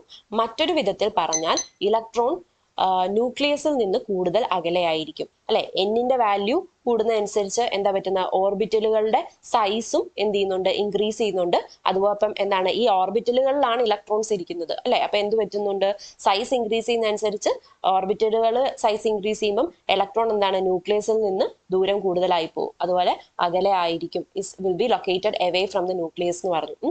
ഇനി പോസിറ്റീവ് ചാർജ് ഉള്ള ന്യൂക്ലിയസിൽ നിന്ന് നെഗറ്റീവ് ചാർജ് ഉള്ള ഇലക്ട്രോണിനെ മാറ്റുന്നതിന് ഊർജം ആവശ്യമുള്ളതായതിനാൽ n വർദ്ധിക്കുന്നതനുസരിച്ച് ഓർബിറ്റലുകളുടെ ഊർജവും വർദ്ധിക്കുന്നു. അപ്പോൾ ഒരു കാര്യം ഓർത്തോണം, ഇലക്ട്രോൺസ് എന്ത് ചെയ്യുന്നു, ന്യൂക്ലിയസിൽ നിന്ന് ദൂരെ പോവുക അല്ലെങ്കിൽ എന്നിന്റെ വാല്യൂ ഇൻക്രീസ് ചെയ്യുന്നതനുസരിച്ചിട്ട് എന്താ സംഭവിക്കുന്നത്, എനർജി ഇൻക്രീസ് ചെയ്യാണ് സംഭവിക്കുന്നത്. ഓക്കെ, എന്നിന്റെ വാല്യൂ ഇൻക്രീസ് ചെയ്യുമ്പോൾ എന്താണ്, എനർജിയും എന്ത് ചെയ്യുന്നുണ്ട്, ഇൻക്രീസ് ചെയ്യുന്നുണ്ട്. ക്ലിയർ അല്ലേ. അപ്പൊ ഇത് കാരണം എന്ന് വെച്ചാൽ ഇലക്ട്രോൺ ന്യൂക്ലിയസിന്റെ അടുത്താവുമ്പോൾ അതിന് നെഗറ്റീവ് എനർജി ആവും. ഓക്കെ, അത് ദൂരെ ദൂരെ പോകുമ്പോഴത്തേക്കും ആ നെഗറ്റീവ് അവിടെ ഉണ്ടാവും, ന്യൂമറിക്കൽ വാല്യൂ കുറഞ്ഞു കുറഞ്ഞു വരും. അപ്പൊ അതാണ് പറയുന്നത്, എനർജി എന്ന് പറയുന്നത് എന്താണ്, കൂടി കൂടിയാണ് വരുന്നത് ന്യൂക്ലിയസിൽ നിന്ന് അകലെ പോകുന്നതനുസരിച്ച്. ഇനി അതാണ് പ്രിൻസിപ്പൽ ക്വാണ്ടം നമ്പർ. അപ്പൊ പ്രിൻസിപ്പൽ ക്വാണ്ടം നമ്പർ എന്തിനെയൊക്കെ സൂചിപ്പിക്കുന്നു എന്ന് മനസ്സിലായോ. ഓർബിറ്റലുകളുടെ എണ്ണം നമുക്ക് കണക്കാക്കാം. അതുപോലെ തന്നെ ഒരു എനർജി അല്ലെ, എനർജി ഊർജത്തിനെയാണ് n എന്ന് പറയുന്നത് സൂചിപ്പിക്കുന്നത്. ഇനി അടുത്തത് അസിമുത്തൽ ക്വാണ്ടം നമ്പർ ആണ് L. ഓക്കെ, ഓർബിറ്റൽ കോണീയ ആക്കം ഓർബിറ്റൽ കോണീയ ആക്കം എന്ന് പറയാറുണ്ട്. അതായത് ഓർബിറ്റൽ ആംഗുലാർ മൊമെന്റം എന്നും എല്ലിനെ പറയാറുണ്ട്. അല്ലെങ്കിൽ ഉപാംഗ ക്വാണ്ടം സംഖ്യ അല്ലെങ്കിൽ സബ്സിഡറി ക്വാണ്ടം നമ്പർ എന്നാണ് എല്ലിനെ പറയുന്നത്. ഇനി ഇത് ഓർബിറ്റലിൽ ത്രിമാന ആകൃതിയിൽ സൂചിപ്പിക്കുന്നു. ഓർബിറ്റലിന്റെ 3 ഡയമെൻഷണൽ ആയിട്ടുള്ള ഒരു ഷേപ്പിനെ കുറിച്ചിട്ടാണ് ഈ അസിമുത്തൽ ക്വാണ്ടം നമ്പർ പറയുന്നത്. സോ എന്നിന്റെ ഒരു നിശ്ചിത മൂല്യത്തിന് എല്ലിന് സാധ്യമായ മൂല്യങ്ങൾ L = 0 മുതൽ n-1 വരെയാണ്. അതായത് എന്നിന്റെ ഒരു വിലയ്ക്ക് എല്ലിന്റെ മൂല്യങ്ങളാണ് L = 0, 1, 2 etc. n-1. ആകെ എത്രയാണ്, n മൂല്യങ്ങളാണുള്ളത്. അതായത് ഒന്നുമില്ല, എല്ലിന്റെ വാല്യൂ നമ്മൾ എങ്ങനെയാ കണ്ടുപിടിക്കുന്നതെന്നാ പറയുന്നത്. അതായത് എല്ലിന് സാധ്യമായ മൂല്യങ്ങൾ L = 0 മുതൽ L = n-1 വരെയാണ്. അതായത് ഒരു പർട്ടിക്കുലർ വാല്യൂ ഓഫ് n തന്നിട്ടുണ്ടെങ്കിൽ എല്ലിന്റെ value will be from 0 to n-1 ആയിരിക്കും. അതിന് എക്സാമ്പിൾ ഇവിടെ കൊടുത്തിട്ടുണ്ട്. n = 1 ആകുമ്പോഴത്തേക്കും എല്ലിന്റെ വാല്യൂ എത്രയാണ്, 0 ആണ്. ഓക്കെ, ഇനി n = 2 പറയുമ്പോൾ നിങ്ങൾക്ക് കുറച്ചുകൂടെ മനസ്സിലാവും. n = 2 ആകുമ്പോഴത്തേക്കും എല്ലിന്റെ വാല്യൂസ് എവിടെ നിന്ന് സ്റ്റാർട്ട് ചെയ്യും, 0 സ്റ്റാർട്ട് ചെയ്യും. 0, 1, പിന്നെന്താ, n-2 ആണ് ലാസ്റ്റ് ഡിജിറ്റ്. n-2 എന്ന് പറയുമ്പോൾ n-1 ആണ് ലാസ്റ്റ് വാല്യൂ വരുന്നത്. കണ്ടോ, L 0 തൊട്ട് n-1 വരെയാണ്. എന്നിന്റെ വാല്യൂ എത്രയാണ്, 2. 2-1 എന്ന് പറയുന്നത് എത്രയാണ്, 1. അപ്പൊ 0 തൊട്ട് 1 വരെ, ദാറ്റ് ഇസ് 0 and 1 ആണ് എല്ലിന്റെ വാല്യൂ when n = 2 ആവുമ്പോൾ. അതേപോലെ നമുക്ക് n = 3 എന്ന് പറയാം. n = 3 ആയാൽ എന്തായിരിക്കും സംഭവിക്കുക, n = 3 ആയാൽ എല്ലിന്റെ വാല്യൂ എവിടുന്ന് എവിടം വരെ ആയിരിക്കും, എല്ലിന്റെ വാല്യൂ 0 തൊട്ട് n-1 വരെ, ദാറ്റ് ഇസ് 3-1 വരെ. 3-1 എന്ന് പറയുന്നത് എത്രയാണ്, 2 ആണ് അല്ലെ. അപ്പൊ അത് എത്രയാണ്, 0, 1, 2. ക്ലിയർ ആയില്ലേ. അപ്പൊ എന്നിന്റെ വാല്യൂ ബേസ് ചെയ്തിട്ടാണ് നമ്മൾ എല്ലിന്റെ വാല്യൂ പറയുന്നത്. L എന്താണ്, ഓർബിറ്റൽ ആംഗുലാർ മൊമെന്റം അല്ലെങ്കിൽ അസിമുത്തൽ ക്വാണ്ടം നമ്പർ എന്നാണ് എല്ലിനെ പറയുന്നത്. അത് എന്തിനു വേണ്ടിയിട്ടാണ്, it defines 3 dimensional shape of the orbitals. ഓർബിറ്റൽസിന്റെ ഷേപ്പിനെയാണ് അസിമുത്തൽ ക്വാണ്ടം നമ്പർ ഡിഫൈൻ ചെയ്യുന്നത്. ഓക്കെ അല്ലേ.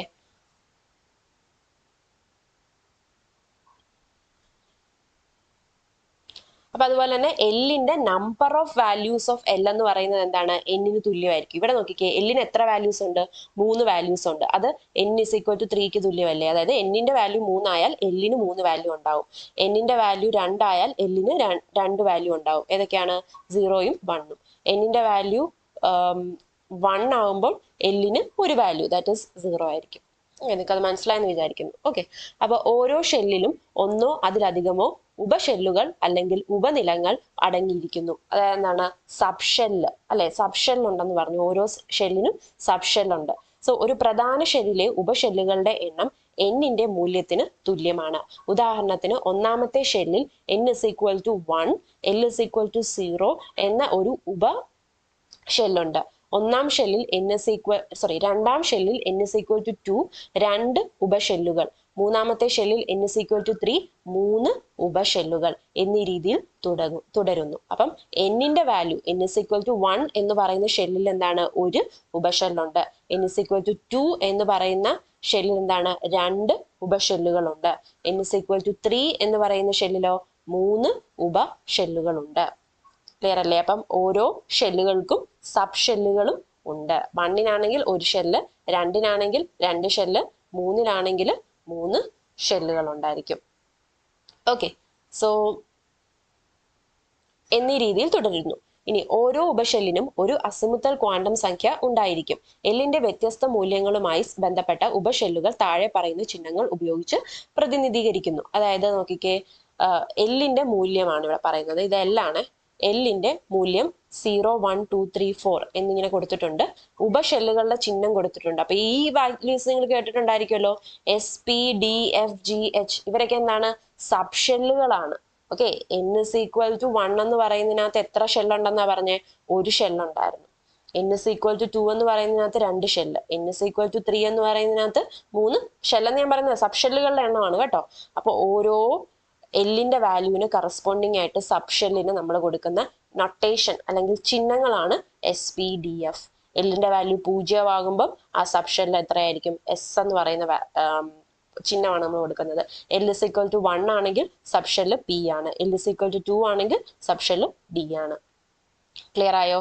അപ്പം ഓരോ ഉപഷെല്ലിനും ഒരു അസിമുത്തൽ ക്വാണ്ടം സംഖ്യ ഉണ്ടായിരിക്കും അല്ലെ. ഓരോ സബ് ഷെല്ലിനും ഓരോ L വാല്യൂ ഉണ്ട്. അതിന്റെ വ്യത്യസ്ത മൂല്യങ്ങളുമായി ബന്ധപ്പെട്ട ഉപഷെല്ലുകൾ താഴെ പറയുന്ന ചിഹ്നങ്ങൾ ഉപയോഗിച്ച് പ്രതിനിധീകരിക്കുന്നു. ഓക്കെ, നിങ്ങൾക്ക് മനസ്സിലായെന്ന് വിചാരിക്കുന്നു. ഓക്കെ, ഓരോ പ്രാഥമിക ക്വാണ്ടം സംഖ്യയ്ക്കും അനുവദനീയമായ എല്ലിന്റെ മൂല്യങ്ങളും അനുബന്ധ ഉപഷെൽ ചിഹ്നങ്ങളും പട്ടിക 2.4 കൊടുത്തിരിക്കുന്നു. കണ്ടോ? ഇപ്പം ഇതിനകത്ത് കുറച്ച് എന്നിന്റെ വാല്യൂവും എല്ലിന്റെ വാല്യൂവും ഉപഷെല്ലിന്റെ ചിഹ്നവും നിങ്ങൾക്ക് മനസ്സിലാകാൻ വേണ്ടി തന്നിട്ടുണ്ട് അല്ലെ. എങ്ങനെയാണ്? n is equal to 1, എല്ലിന്റെ വാല്യൂ 0 ആയാൽ അതെന്താണ്? 1s ആകും അല്ലെ. എല്ലിന്റെ വാല്യൂ 0 ആയാൽ അത് s അല്ലേ. അപ്പൊ അത് 1s എന്ന് പറയുന്ന ഉപഷെല്ലായി മാറും. n is equal to 2ഉം l is equal to 0 ആണെങ്കിൽ അതോ 2s എന്ന് പറയുന്ന ഉപഷെല്ല്. l is equal to 1 ആകുമ്പോൾ അതെന്താണ്? p ആണ്. n is equal to 2 ആണെങ്കിൽ അത് 2p. അങ്ങനെ പോയി. അതുപോലെ തന്നെ d എന്ന് പറയുന്നത് എന്താണ്? 2 എന്ന് പറയുന്ന എല്ലിന്റെ വാല്യൂ 2 ആകുമ്പോഴാണ് d വരുന്നത്. എന്നിന്റെ വാല്യൂ 3 ആകുമ്പോൾ അത് 3d സബ് ഷെൽ ആവും. ഓക്കെ അല്ലേ? അപ്പൊ ഇങ്ങനെയാണ് സബ് ഷെല്ലുകളുടെ ചിഹ്നങ്ങൾ കണക്കാക്കുന്നത്. ഇനി അടുത്ത വേറെ ഒരു ക്വാണ്ടം നമ്പർ ആണ് കാന്തിക ഓർബിറ്റൽ ക്വാണ്ടം സംഖ്യ, അല്ലെങ്കിൽ എന്താണ്? മാഗ്നറ്റിക് ഓർബിറ്റൽ ക്വാണ്ടം നമ്പർ എന്ന് പറയുന്നു. ഇനി ഇതിന്റെ പ്രത്യേകത, ഇതിനെ ML എന്ന് പറയുന്ന ലെറ്റർ ഉപയോഗിച്ചിട്ടാണ് നമ്മൾ റെപ്രസെന്റ് ചെയ്യുന്നത്. സോ പ്രാമാണിക കോർഡിനേറ്റ് അക്ഷങ്ങൾ അടിസ്ഥാനമാക്കിയുള്ള ഓർബിറ്റലിന്റെ ത്രിമാനാഭിവിന്യാസം സംബന്ധിച്ച വിവരങ്ങൾ നൽകുന്നു. അതെന്താണ്? സ്പേഷ്യൽ ഓറിയന്റേഷനെ കുറിച്ചിട്ടാണ് ഇവർ പറയുന്നത്. Okay, spatial orientation of the orbit with respect to the നമ്മുടെ കോർഡിനേറ്റ് ആക്സിസ്. അതാണ് ഈ പ്രാമാണിക കോർഡിനേറ്റ് അക്ഷങ്ങൾ നമ്മൾ ഫിസിക്സ് പഠിച്ചപ്പോൾ പറഞ്ഞായിരുന്നു ആക്സിസ് ആണെന്ന് അല്ലെ. ആ നമ്മുടെ കോർഡിനേറ്റ് ആക്സസ് ഇല്ലേ, ആ സെറ്റ് ഓഫ് കോർഡിനേറ്റ് ആക്സസ്, ആ കോർഡിനേറ്റ് ആക്സിസിന്റെ അടിസ്ഥാനമാക്കിയിട്ടുള്ള ഓർബിറ്റലിന്റെ 3 ഡയമെൻഷണൽ അല്ലെങ്കിൽ സ്പേഷ്യൽ ഓറിയന്റേഷൻ എങ്ങനെയാണെന്നാണ് ഈ മാഗ്നറ്റിക് ക്വാണ്ടം നമ്പർ പറയുന്നത്. ഓരോ ഉപഷെല്ലിനും L മൂല്യത്താൽ നിർവചിച്ചിരിക്കുന്ന MLന് 2l+1 മൂല്യങ്ങൾ സാധ്യമാണ്. അവയാണ് ML is equal to -1, അതുപോലെ മൈനസ് ഓഫ് L-1, ഇതൊക്കെ മൈനസ് ഓഫ് L-1, പിന്നെ comma minus of L-2 etcetera 0, L, L-2, L-1, comma L. ഇവിടെ നിർത്തിയേക്കുവാണ്. ഒന്നുമില്ല, MLന്റെ വാല്യൂസ് എങ്ങനെയാ കണക്കാക്കുന്നതെന്നാ പറയുന്നത്. ഓക്കെ, അപ്പൊ ഒരു MLന്റെ number of values of ML എന്ന് പറയുന്നത് 2l+1 ആണ്. Okay, 2l+1. അത് നമുക്ക് എങ്ങനെ അറിയാം? L is equal to 0 ആണെങ്കിൽ എത്ര നമുക്ക് കിട്ടി? ഈ equation L is equal to 0 ഇട്ട് കൊടുത്താൽ എത്ര കിട്ടി? ഇതൊക്കെ 1 കിട്ടും അല്ലെ. അപ്പൊ MLന്റെ വാല്യൂ എത്രയായിരിക്കും? ഒറ്റ വാല്യൂ ആയിരിക്കും എല്ലിനുള്ളത്. ഇതെന്ന് പറഞ്ഞാൽ number of values of ML ആണ്. MLന്റെ എണ്ണം, MLകളുടെ എണ്ണം എന്ന് പറയുന്നതാണ് ഇവിടെ കൊടുത്തിരിക്കുന്നത്. -1, -L-1, -L-2, etcetera 0, 1, etcetera L-2, L-1, അങ്ങനെ L എന്ന് അവസാനിക്കുന്നു. ഓക്കെ, ഇത് ഒരു എക്സാമ്പിൾ കാണുമ്പോൾ മനസ്സിലാവും. അതായത് എല്ലിന്റെ വാല്യൂ 0 ആകുമ്പോഴത്തേക്കും അത് ഈക്വേഷനിൽ ഇട്ട് കൊടുത്താൽ 1 ആണ് നമുക്ക് കിട്ടുന്നത്. അപ്പൊ എം എല്ലുകൾക്ക് ഒരു വാല്യൂ ആണുള്ളത്. ഓക്കെ, എം എല്ലിന് ഒരു വാല്യൂ ആണുള്ളത്. സോ അത് എത്രയാവും? നമുക്ക് 0 എന്ന് പറയുന്നത് തന്നെ ആയിരിക്കും. ഓക്കെ, എം എല്ലിന്റെ വാല്യൂ എന്തായിരിക്കും? 0 എന്ന് പറയുന്നത് തന്നെ ആയിരിക്കും. ഇനി അടുത്ത എക്സാമ്പിൾ പറയുമ്പോൾ നിങ്ങൾക്ക് മനസ്സിലാവും. എല്ലിന്റെ വാല്യൂ എന്താണ്? ഞാൻ 1 ഇട്ട് കൊടുക്കും. അപ്പൊ 2l+1 എന്ന് പറയുന്നത് എത്രയായിരിക്കും? 3 എന്ന് പറയുന്ന വാല്യൂ ആയിരിക്കും അല്ലെ. 2 × 1 + 1 3. അപ്പൊ 3 വാല്യൂസ് ആണ് എം എല്ലിൽ ഉണ്ടാവുന്നത്. അപ്പൊ എം എല്ലിന്റെ വാല്യൂസ് എങ്ങനെ നമുക്ക് കണ്ടുപിടിക്കാം? എൽ 0, ഇവിടെ 1, ഇവിടെ -1. അപ്പൊ എന്താ? -1 0 1. ഇനി അടുത്ത l = 2 പറയുമ്പോൾ ഒന്നുകൂടെ ക്ലിയർ ആവും. അപ്പൊ 2l+1 എത്രയാകും? 2 × 2 4 + 1 5 വാല്യൂസ് ഉണ്ടാവും. അപ്പൊ 2 ആവുമ്പോഴത്തേക്കും എന്താണ്? 0 1 2, ഇപ്പുറത്ത് -1 -2 ഇങ്ങനെ ഇട്ട് കൊടുത്താൽ മതിയല്ലോ. അപ്പൊ എത്രയായി? 5 വാല്യൂസ് ആയി. സോ അങ്ങനെ എല്ലിന്റെ വാല്യൂസും അടിസ്ഥാനപ്പെട്ടിട്ടാണ് എം എല്ലിന്റെ വാല്യൂസ് പറയുന്നത്. എം എൽ എന്താണ്? Magnetic quantum number, orbital quantum number. L എന്ന് പറയുന്നത് orbital quantum number or azimuthal quantum number എന്ന് പറയുന്നത്. ഓക്കെ, അപ്പൊ രണ്ടും കൂടെ കണക്റ്റഡ് ആണ് എന്നുള്ളൊരു കാര്യം ഓർത്തിരിക്കാം. നോക്കിക്കേ, എൽ = 2 ആവുമ്പോൾ 5 വാല്യൂ ആണ് കിട്ടുന്നത്. 5 ഡി ഓർബിറ്റലുകളാണുള്ളത്. സോ എം എല്ലിന്റെ മൂല്യങ്ങൾ എല്ലിൽ നിന്നും അതുപോലെ എല്ലിന്റെ മൂല്യം എന്നിൽ നിന്നും ലഭ്യമാകുന്നു എന്ന്. അതാണ് നമ്മളിപ്പോ പറഞ്ഞത്. എം എല്ലിന്റെ മൂല്യം നമുക്ക് എല്ലിൽ നിന്നാണ് കിട്ടിയത്. അതുപോലെ എല്ലിന്റെ വാല്യൂ നമുക്ക് എത്രയാണ്? എന്നിൽ നിന്നാണ് കിട്ടിയത് അല്ലെ. എൽ 0 തൊട്ട് n-1 വാല്യൂസ് ആണ് എല്ലിനുള്ളത്. മറന്നുപോയോ?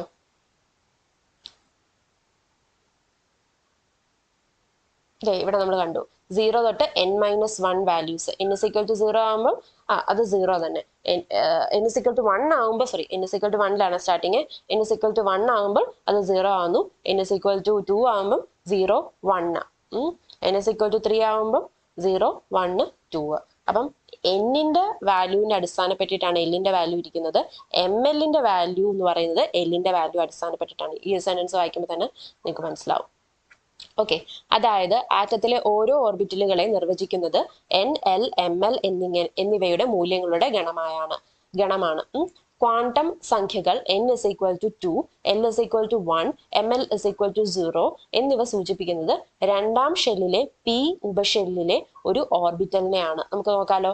n = 2, l = 1, ml = 0 എന്നാണെങ്കിൽ n = 2 നമ്മൾ എന്താ? 2. എല്ലിന്റെ വാല്യൂ 1 ആകുമ്പോൾ എന്താ നമ്മൾ പറയുന്നത്? പി അല്ലേ. എല്ലിന്റെ വാല്യൂ 0ക്ക് എസ്, എല്ലിന്റെ വാല്യൂ 1ന് എന്താണ്? പി സബ്ഷെല്ലാണുള്ളത്. അപ്പൊ 2p സബ്ഷെല്ലില് ml = 0. ml = 0 എന്ന് പറയുമ്പോൾ എന്താണ്? ഇതിനകത്തെ ഒരു ഉപഷെല്ലിനെയാണ്, ഒരു ഓർബിറ്റലിനെയാണ്, ഉപഷെല്ലിലെ ഒരു ഓർബിറ്റലിനെയാണെന്ന് പറയുന്നത് ഇത് സൂചിപ്പിക്കുന്നത് അല്ലെ. രണ്ടാം ഷെല്ലിലെ, അതാണ് 2 എന്ന് പറയുന്ന ഷെല്ല്. പി ഉപഷെല്ലാണല്ലോ ഒരു ഓർബിറ്റലിനെയാണെന്ന് പറയുന്നത് ഇത് സൂചിപ്പിക്കുന്നത്. ഇനി താഴെ കൊടുത്തിരിക്കുന്ന ഒരു പട്ടിക ഉപഷെല്ലും അതുമായി ബന്ധപ്പെട്ടിരിക്കുന്ന ഓർബിറ്റലുകളും തമ്മിലുള്ള ബന്ധം കാണിക്കാം. അപ്പൊ ഓർബിറ്റലുകളുടെ എണ്ണം നോക്കിക്കേ. l = 0 ആകുമ്പോൾ എസ് ഓർബിറ്റ്, സബ്ഷെല്ലിൽ എത്ര ഓർബിറ്റലുകളുണ്ട്? ഒരു ഓർബിറ്റുകളാണുള്ളത്. നിങ്ങൾക്ക് ഈ ഒരു ഇങ്ങനെ വരച്ചിട്ടുള്ള ഇത് ഓർമ്മയുണ്ടോ? ഈ പെട്ടി ഇങ്ങനെ നമ്മൾ വരച്ചത്.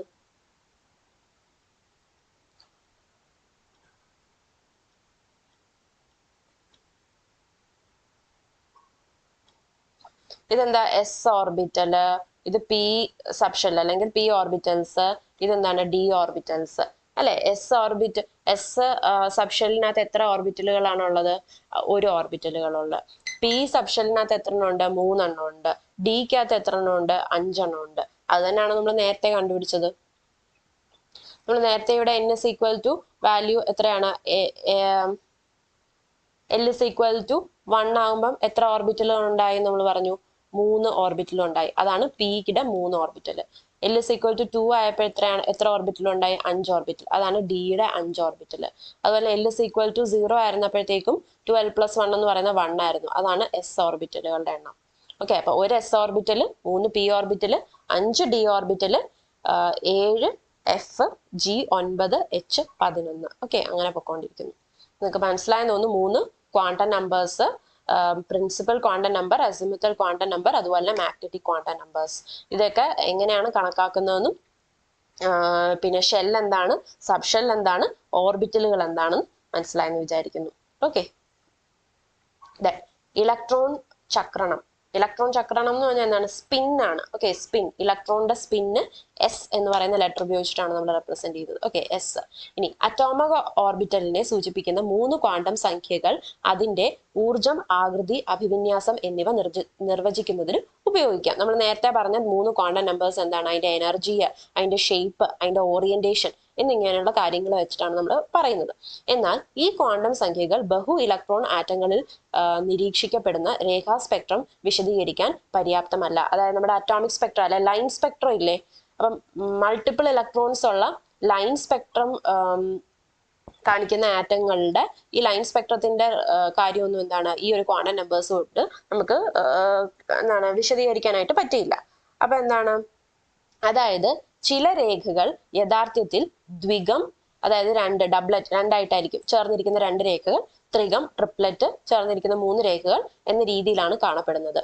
3 ക്വാണ്ടം സംഖ്യകൾ പ്രവചിക്കുന്നതിനേക്കാൾ കൂടുതൽ ഊർജ നിലകൾ ഉള്ളതായി ഇത് സൂചിപ്പിക്കുന്നു.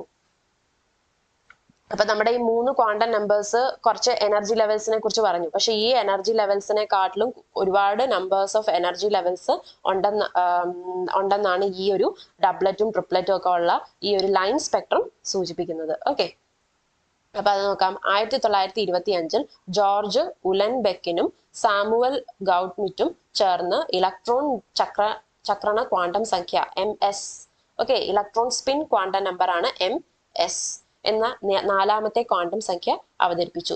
സൂര്യനെ ചുറ്റി സഞ്ചരിക്കുന്നതിനോടൊപ്പം ഭൂമി അതിന്റെ സ്വന്തം അക്ഷത്തിൽ കറങ്ങുന്നത് പോലെ ഒരു ഇലക്ട്രോൺ സ്വന്തം അച്ചുതണ്ടിൽ കറങ്ങുന്നു. മറ്റൊരു രീതിയിൽ പറഞ്ഞാൽ ചാർജ്, മാസ് എന്നിവയ്ക്ക് പുറമെ ഇലക്ട്രോണിന് ഒരു ആന്തരിക ചക്രണ കോണീയ ക്വാണ്ടം സംഖ്യയും ഉണ്ട്. അതായത് എന്താണ്? സ്പിൻ ക്വാണ്ടം നമ്പർ ഉണ്ട്. അതായത് ഇലക്ട്രോൺസ് എന്ത് ചെയ്യുന്നു? സ്വന്തം ആക്സിസിൽ കൂടെ കിടന്ന് കറങ്ങുന്നു. ലൈക്ക് നമ്മുടെ എർത്ത് അതിന്റെ ഇറ്റ്സ് ഓൺ ആക്സിസിൽ കടന്ന് റൊട്ടേറ്റ് ചെയ്യുന്നു നമ്മൾ പഠിച്ചിട്ടുണ്ട് ചെറിയ ക്ലാസ്സിൽ അല്ലെ. അതുപോലെ തന്നെ ഇലക്ട്രോൺ എന്താണ്? അതിന്റെ സ്വന്തം അക്ഷം എന്ന് പറയുന്നത് ആക്സിസ് ആണ്. അതിന്റെ സ്വന്തം അക്ഷത്തിൽ അടിസ്ഥാനമാക്കിയിട്ട് അതെന്താണ്? കറങ്ങുന്നു എന്ന് പറയുന്നു. അപ്പൊ ഈ ഒരു സ്പിൻ ക്വാണ്ടം അങ്ങനെ, അതുകൊണ്ട് ഇതിനൊരു സ്പിൻ ക്വാണ്ടം നമ്പറും ഉണ്ടെന്ന് നമുക്ക് പറയാം. ഓക്കെ, ഇലക്ട്രോണിന്റെ ചക്രണ കോണീയ ആക്കം ഒരു സദിശ അളവാണ്. അപ്പൊ ചക്രണ കോണീയ ആക്കം എന്ന് പറയുമ്പോൾ എന്താണ്? Spin angular momentum. Okay, spin angular momentum quantum number എന്ന് പറയുന്നത്, അല്ലെ spin angular momentum of the electron എന്ന് പറയുന്നത് എന്താണ്? സദിശ അളവാണ്. ദാറ്റ് ഈസ് വെക്റ്റർ ക്വാണ്ടിറ്റി ആണെന്ന് നമുക്ക് പറയാം. ഇതിന് നിശ്ചിത അക്ഷത്തിനെ അടിസ്ഥാനമാക്കി 2 അഭിവിന്യാസങ്ങൾ ഉണ്ടായിരിക്കും. ഈ 2 അഭിവിന്യാസങ്ങളും ചക്രണ ക്വാണ്ടം സംഖ്യകളാൽ MS വേർതിരിച്ചറിയാം. ഇവയ്ക്ക് +½ അല്ലെങ്കിൽ -½ മൂല്യങ്ങൾ ആകാം. ഇവയെ ഇലക്ട്രോണിന്റെ 2 ചക്രണ അവസ്ഥകൾ എന്ന് വിളിക്കുന്നു. അപ്പൊ എന്താണ്? ഇതൊരു വെക്റ്റർ ക്വാണ്ടിറ്റി ആണ്. Angular momentum of the electron എന്ന് പറയുന്ന ഒരു വെക്റ്റർ ക്വാണ്ടിറ്റി ആണ്. അതുകൊണ്ട് 2 ഓറിയന്റേഷൻസ് ആക്സിസിന് വിത്ത് റെസ്പെക്റ്റീവ് ആയിട്ട് ഇലക്ട്രോണിന് 2 ഓറിയന്റേഷൻസ് ഉണ്ടാവാം. അതായത് ഒന്നെങ്കിൽ ഒരു സ്പിൻ ഹാഫ്, പോസിറ്റീവ് ഹാഫ് എന്ന് പറയുന്ന വാല്യൂ, അല്ലെങ്കിൽ സ്പിൻ -½ എന്ന് പറയുന്ന വാല്യൂ. അതായത് MS സ്പിൻ ക്വാണ്ടം നമ്പേഴ്സിന്റെ വാല്യൂസ് ആണ് ഈ പറയുന്നത്. ഒന്നെങ്കിൽ പോസിറ്റീവ് 1/2 ആകാം, അല്ലെങ്കിൽ നെഗറ്റീവ് 1/2 ആകാം. ഇനി എന്താണ് ഈ പോസിറ്റീവ് 1/2, നെഗറ്റീവ് 1/2 എന്ന് നോക്കാം. സോ ഇവയെ ഇലക്ട്രോണിന്റെ 2 ചക്രണ അവസ്ഥകൾ എന്ന് വിളിക്കുന്നു. സാധാരണയായി 2 അമ്പടയാളങ്ങളാൽ ഉപയോഗിച്ചാണ് അവയെ സൂചിപ്പിക്കുന്നത്. അതായത് ഒരു ആരോ മാർക്സ് ഉപയോഗിച്ചിട്ടാണ് സൂചിപ്പിക്കുന്നത്. ദാറ്റ് സ്പിൻ അപ്പും ഉണ്ട്, സ്പിൻ ഡൗണും ഉണ്ട്. 2 ഇലക്ട്രോണുകൾക്ക് വ്യത്യസ്ത M മൂല്യങ്ങൾ, ഒന്നിന് പോസിറ്റീവ് ഹാഫും മറ്റേതിന് -½ ആണെങ്കിൽ അവയ്ക്ക് വിജാതീയ ചക്രണങ്ങൾ ഉണ്ട് എന്ന് പറയുന്നു. 2 ഇലക്ട്രോണുകളിൽ കൂടുതൽ ഉൾക്കൊള്ളാൻ ഒരു ഓർബിറ്റലിന് സാധ്യമല്ല. ഈ 2 ഇലക്ട്രോണുകൾക്ക് വിജാതീയ ചക്രങ്ങളായിരിക്കണം. അപ്പം ഈ വിജാതീയ ചക്രണങ്ങളായിരിക്കണം എന്ന് പറയുമ്പോൾ ഓപ്പോസിറ്റ് സ്പിൻ. ഈ ചക്രണങ്ങൾ എന്ന് പറയുന്നത് സ്പിൻ ആണ്. സ്പിൻ അല്ലെ, ചക്രണ ചലനം എന്നൊക്കെ, സ്പിൻ മോഷൻ എന്ന് നമുക്ക് പറയാം. ഓക്കെ, അപ്പൊ ഈ ചക്രണം എന്ന് പറയുന്നത് ചക്രണങ്ങൾ എന്ന് പറയുന്നത് സ്പിൻസ് ആണ്. ഇപ്പൊ ഓപ്പോസിറ്റ് സ്പിൻസ്, വിജാതീയ ചക്രണങ്ങൾ ഉണ്ടായിരിക്കണം ഓപ്പോസിറ്റ് സ്പിൻ. നമ്മൾ ചെറിയ ക്ലാസ്സിൽ പഠിച്ചിട്ടുണ്ട് അല്ലെ, ഒരു ഓർബിറ്റലിലുള്ള 2 ഇലക്ട്രോൺസേ ഒരു ഓർബിറ്റലിൽ പാടുള്ളൂ എന്ന് നമ്മൾ പറഞ്ഞു അല്ലെ. ഓരോ ഓർബിറ്റലിൽ നമ്മൾ 2 ഇലക്ട്രോൺസിനെയാണ് റെപ്രസെന്റ് ചെയ്യുന്നത്. ആ 2 ഇലക്ട്രോൺസിനും എന്തുണ്ടായിരിക്കണം? ഓപ്പോസിറ്റ് സ്പിൻ ആയിരിക്കണം. ഒരു ഇലക്ട്രോണിന്റെ സ്പിൻ പോസിറ്റീവ് 1/2 ആണെങ്കിൽ മറ്റേ ഇലക്ട്രോണിന്റെ ന്റെ വാല്യൂ എന്തായിരിക്കും? -1/2 ആയിരിക്കും. അത്രേ ഉള്ളൂ കാര്യം. ഓക്കെ, അപ്പൊ 2 സ്പിൻ സ്റ്റേറ്റ്സ് ഉണ്ട് ഇലക്ട്രോണുകൾക്ക്, സ്പിൻ അപ്പും സ്പിൻ ഡൗണും. അതിന്റെ ക്വാണ്ടം നമ്പർ ആണ് ഓർബിറ്റൽ സ്പിൻ ക്വാണ്ടം നമ്പർ എന്ന് പറയുന്നത്, അല്ലെ ഇലക്ട്രോൺ സ്പിൻ ക്വാണ്ടം നമ്പർ എന്ന് പറയുന്നത് MS. സോ MS-ന് പോസിറ്റീവ് 1/2 -1/2 എന്നിങ്ങനെ 2 വാല്യൂസ് ആണുള്ളത്. ഓക്കെ, സോ ചുരുക്കത്തിൽ 4 ക്വാണ്ടം സംഖ്യകൾ താഴെ പറയുന്ന വിവരങ്ങൾ നൽകുന്നു. അപ്പൊ ഈ ചുരുക്കിയ ഈ 4 പോയിന്റ്സ് വായിച്ച് നിങ്ങൾക്ക് ഒന്നുകൂടെ ക്ലിയർ ആയിട്ട് മനസ്സിലാവും. അതായത് N ഷെല്ലിനെ നിർവചിക്കുന്നു. ഓർബിറ്റലിന്റെ വലിപ്പം, വലിയൊരു പരിധി വരെ ഓർബിറ്റലിന്റെ ഊർജ്ജം, അല്ലെ. അപ്പൊ വലിപ്പം, ഊർജ്ജം, അതുപോലെ ഷെല്ല് എന്നിങ്ങനെയുള്ള കാര്യങ്ങളെ കുറിച്ചിട്ടാണ് N പറയുന്നത്, അല്ലെ. നമ്മൾ 2s എന്ന് പറയുന്നതാണ് നമ്മുടെ ഓർബിറ്റലിനെ കുറിച്ച് പറയുമ്പോൾ. 2s എന്ന് പറയുമ്പോൾ 2 എന്ന് പറയുന്ന അവിടെ ഷെല്ലും s എന്ന് പറയുന്ന അവിടെ സബ് ഷെല്ലും ആണെന്ന് നമുക്കറിയാം, അല്ലെ. N എന്ന ഷെല്ലിൽ N ഉപഷെല്ലുകൾ ഉണ്ട്, അതും നമുക്കറിയാം. N എന്ന് പറയുന്ന ഷെല്ലിൽ N ഉപഷെല്ലുകളാണുള്ളത്. L ഉപഷെല്ലുകളെ തിരിച്ചറിയുകയും ഓർബിറ്റലിന്റെ ആകൃതി നിർണ്ണയിക്കുകയും ചെയ്യുന്നു. അപ്പൊ ഉപഷെല്ലുകൾ ഏതൊക്കെയാണ്? സബ്ഷെല്ലുകളെ സൂചിപ്പിക്കുന്ന ആളാണ് L, അല്ലെ. L is equal to 0 ആകുമ്പോഴത്തേക്ക് S, L is equal to 1 ആകുമ്പോൾ P, 2 ആകുമ്പോൾ D, അങ്ങനെ പോകുന്നു. അതുപോലെ അതിന്റെ ആകൃതി, അതിന്റെ ഷേപ്പിനെ കുറിച്ച് പറയുന്നത് ആരാണ്? ഈ അസിമുത്തൽ ക്വാണ്ടം നമ്പർ L ആണ്. ഓക്കെ, ഒരു ഉപഷെല്ലിൽ 2l+1 ഓർബിറ്റലുകൾ ഉണ്ട്.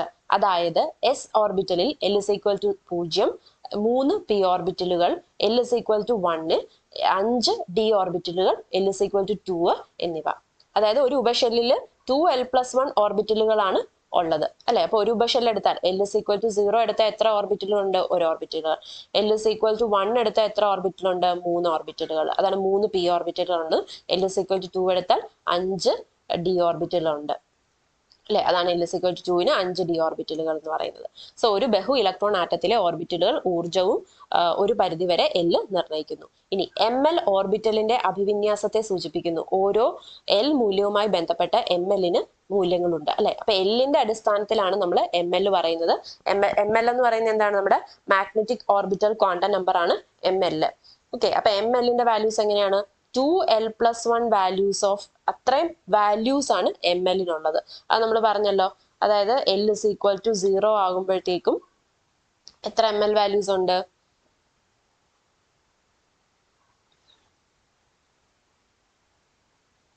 ഒരു വാല്യൂ.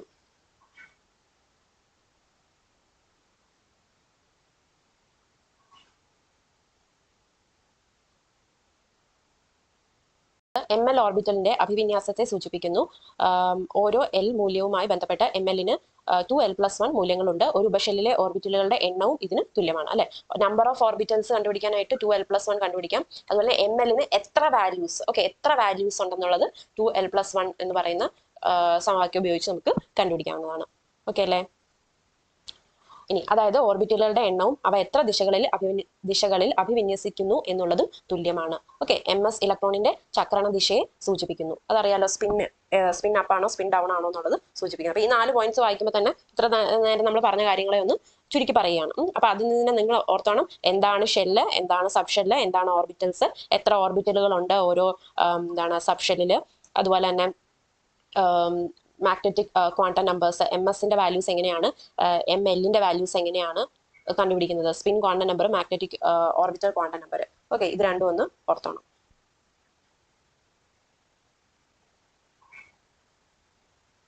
അടുത്തത് ഇവിടെ ഒരു ചോദ്യം കൊടുത്തിട്ടുണ്ട്. പ്രശ്നം 2.17. മുഖ്യ ക്വാണ്ടം സംഖ്യ n = 3 ആയാൽ സാധ്യമായ ഓർബിറ്റലുകളുടെ ആകെ എണ്ണം എത്രയാണ്? ഇത് നമ്മൾ ഈ n-ന്റെ കാര്യം തുടങ്ങിയപ്പോൾ തന്നെ പറഞ്ഞായിരുന്നു.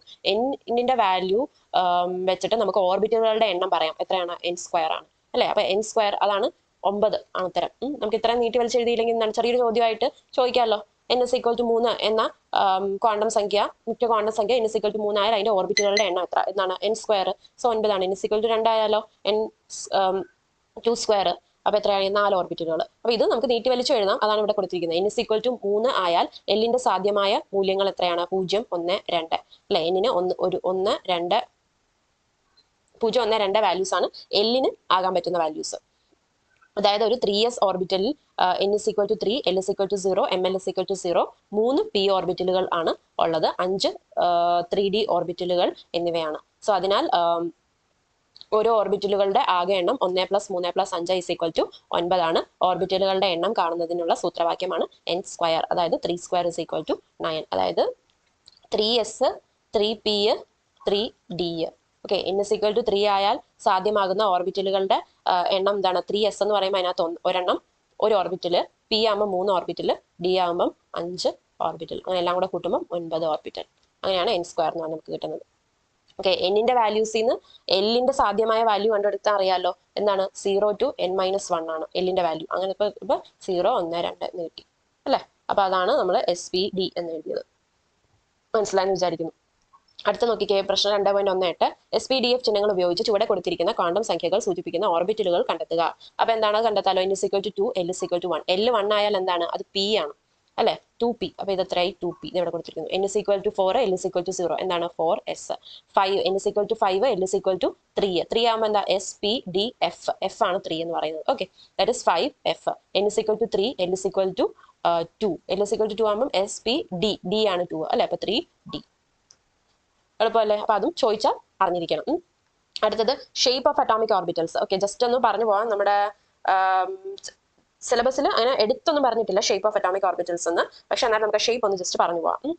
നോക്കിക്കേ, ഒരു ആറ്റത്തിലെ ഇലക്ട്രോൺ തരംഗഫലനത്തിന് ഭൗതികമായ അർത്ഥമൊന്നും തന്നെയില്ല. ഇത് ഇലക്ട്രോൺ കോർഡിനേറ്റുകളെ സൂചിപ്പിക്കുന്ന ഗണിത ഫലനം മാത്രമാണ്. എന്നാൽ വിവിധ ഓർബിറ്റലുകളുടെ തരംഗഫലനങ്ങൾ ന്യൂക്ലിയസിൽ നിന്നുള്ള അകലത്തെ അടിസ്ഥാനമാക്കി വരയ്ക്കുന്ന ഗ്രാഫുകളെല്ലാം വ്യത്യാസമാണ്. അതായത് ഈ നമ്മുടെ വേവ് ഫംഗ്ഷൻ എന്ന് പറയുന്ന ആളുണ്ടല്ലോ, തരംഗഫലനം, ഇതെന്ന് പറയുന്നത് ഇതിന് ശരിക്കും ഒരു ഫിസിക്കൽ ആയിട്ടുള്ള ഒരു എന്താണ്, ഒരു രൂപമില്ല, ഒരു ഫിസിക്കൽ അപ്പിയറൻസ് അല്ലെ ഫിസിക്കൽ മീനിങ് ഒന്നും ഇതിനില്ല.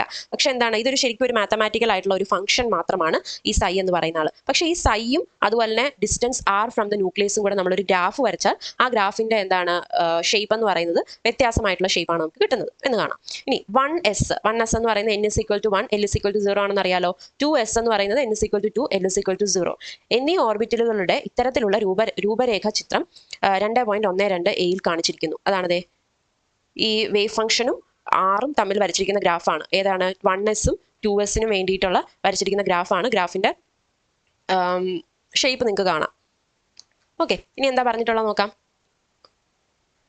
ജർമ്മൻ ഭൗതിക ശാസ്ത്രജ്ഞനായ മാക്സ് ബോണിന്റെ അഭിപ്രായത്തിൽ ഏതൊരു ബിന്ദുവിലും തരംഗഫലനത്തിന്റെ വർഗം ആ ബിന്ദുവിലെ ഇലക്ട്രോൺ സംഭാവ്യ സാന്ദ്രത നൽകുന്നു. അത് നമ്മളിപ്പോൾ പറഞ്ഞാണ് probability density of finding the electron അല്ലെ at any point in the atom. അതിനെയാണ് ഈ സംഭാവ്യതാ സാന്ദ്രത എന്ന് പറയുന്നത്.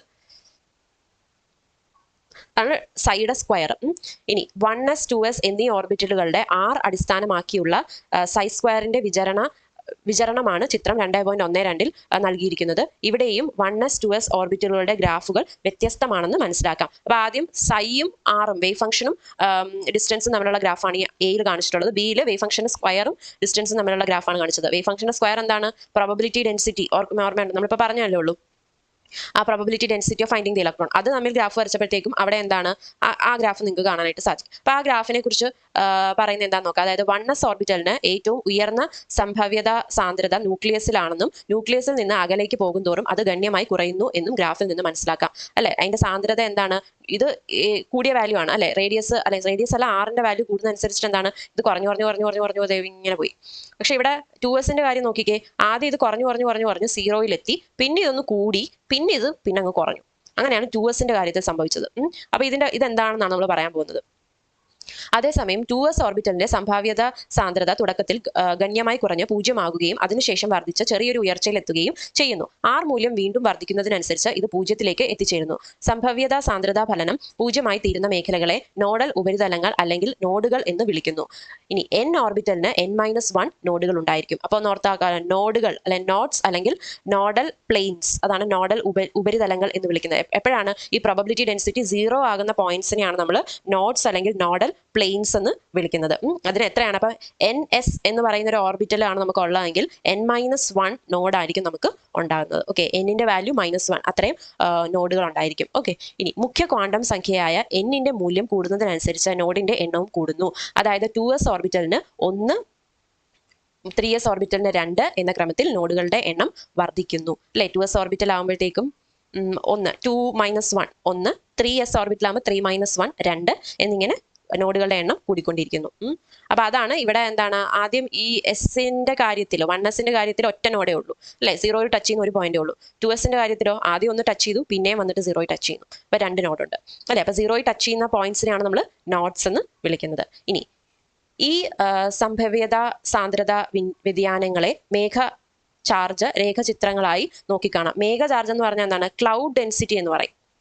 ഓക്കെ, ക്ലൗഡ് ഡയഗ്രാം എന്നുള്ള ഒരു ഗ്രാഫാണ് നിങ്ങൾ താഴെ കാണുന്നത്. ഇതൊന്നുമില്ല, ഈ രേഖാചിത്രങ്ങളിൽ ഓരോ മേഖലയിലുള്ള ബിന്ദുക്കളുടെ സാന്ദ്രത ആ മേഖലയിലുള്ള ഇലക്ട്രോണിന്റെ സംഭാവ്യത സാന്ദ്രതയെ സൂചിപ്പിക്കുന്നു അല്ലെ. അപ്പം ഇത് നോക്കുവാണെങ്കിൽ കുറെ കുത്തിട്ട് വെക്കുന്ന പോലെയാണ് അല്ലെ. ഓരോ ഡോട്ട്സും എന്തിനാണ് സൂചിപ്പിക്കുന്നത്? ഇലക്ട്രോണിന്റെ ആ പോയിന്റിലുള്ള പ്രോബബിലിറ്റി ഡെൻസിറ്റിയാണ് സൂചിപ്പിക്കുന്നത്. ഓക്കെ, ആ ബിന്ദുക്കളുടെ സാന്ദ്രത അതായത് പോയിന്റ്സിന്റെ ഡെൻസിറ്റി സൂചിപ്പിക്കുന്നത് ഇലക്ട്രോണിന്റെ പ്രോബബിലിറ്റി ഡെൻസിറ്റിയെയാണ്. അതാണ് ഈ ഒരു ക്ലൗഡ് ഡയഗ്രാം എന്ന് നമ്മൾ പറയുന്നത്. ഓക്കെ,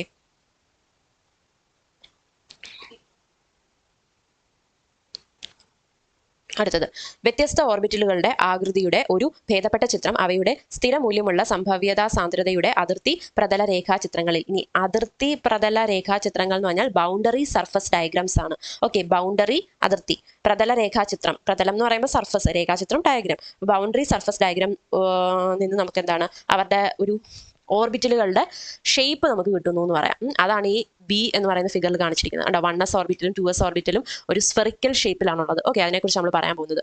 ഇനി ഈ ചിത്രങ്ങളിൽ ഒരു ഓർബിറ്റലിന്റെ അതിർത്തി പ്രതലം അല്ലെങ്കിൽ ബാഹ്യപ്രതലം വരയ്ക്കുന്നത് ത്രിമാന തലത്തിലെ സ്ഥിരമായ സംഭവ്യതാ സാന്ദ്രതാ മൂല്യം സൈ² ഉപയോഗിച്ചാണ്. ഒരു പ്രത്യേക പ്രതലത്തിൽ സംഭവ്യതാ സാന്ദ്രത സ്ഥിരമൂല്യമുള്ളതാണെങ്കിൽ സൈയും സ്ഥിരമൂല്യമുള്ളതായിരിക്കും. സൈ² സൈ എന്നിവയുടെ അതിർത്തി പ്രതലം സമാനമായിരിക്കും.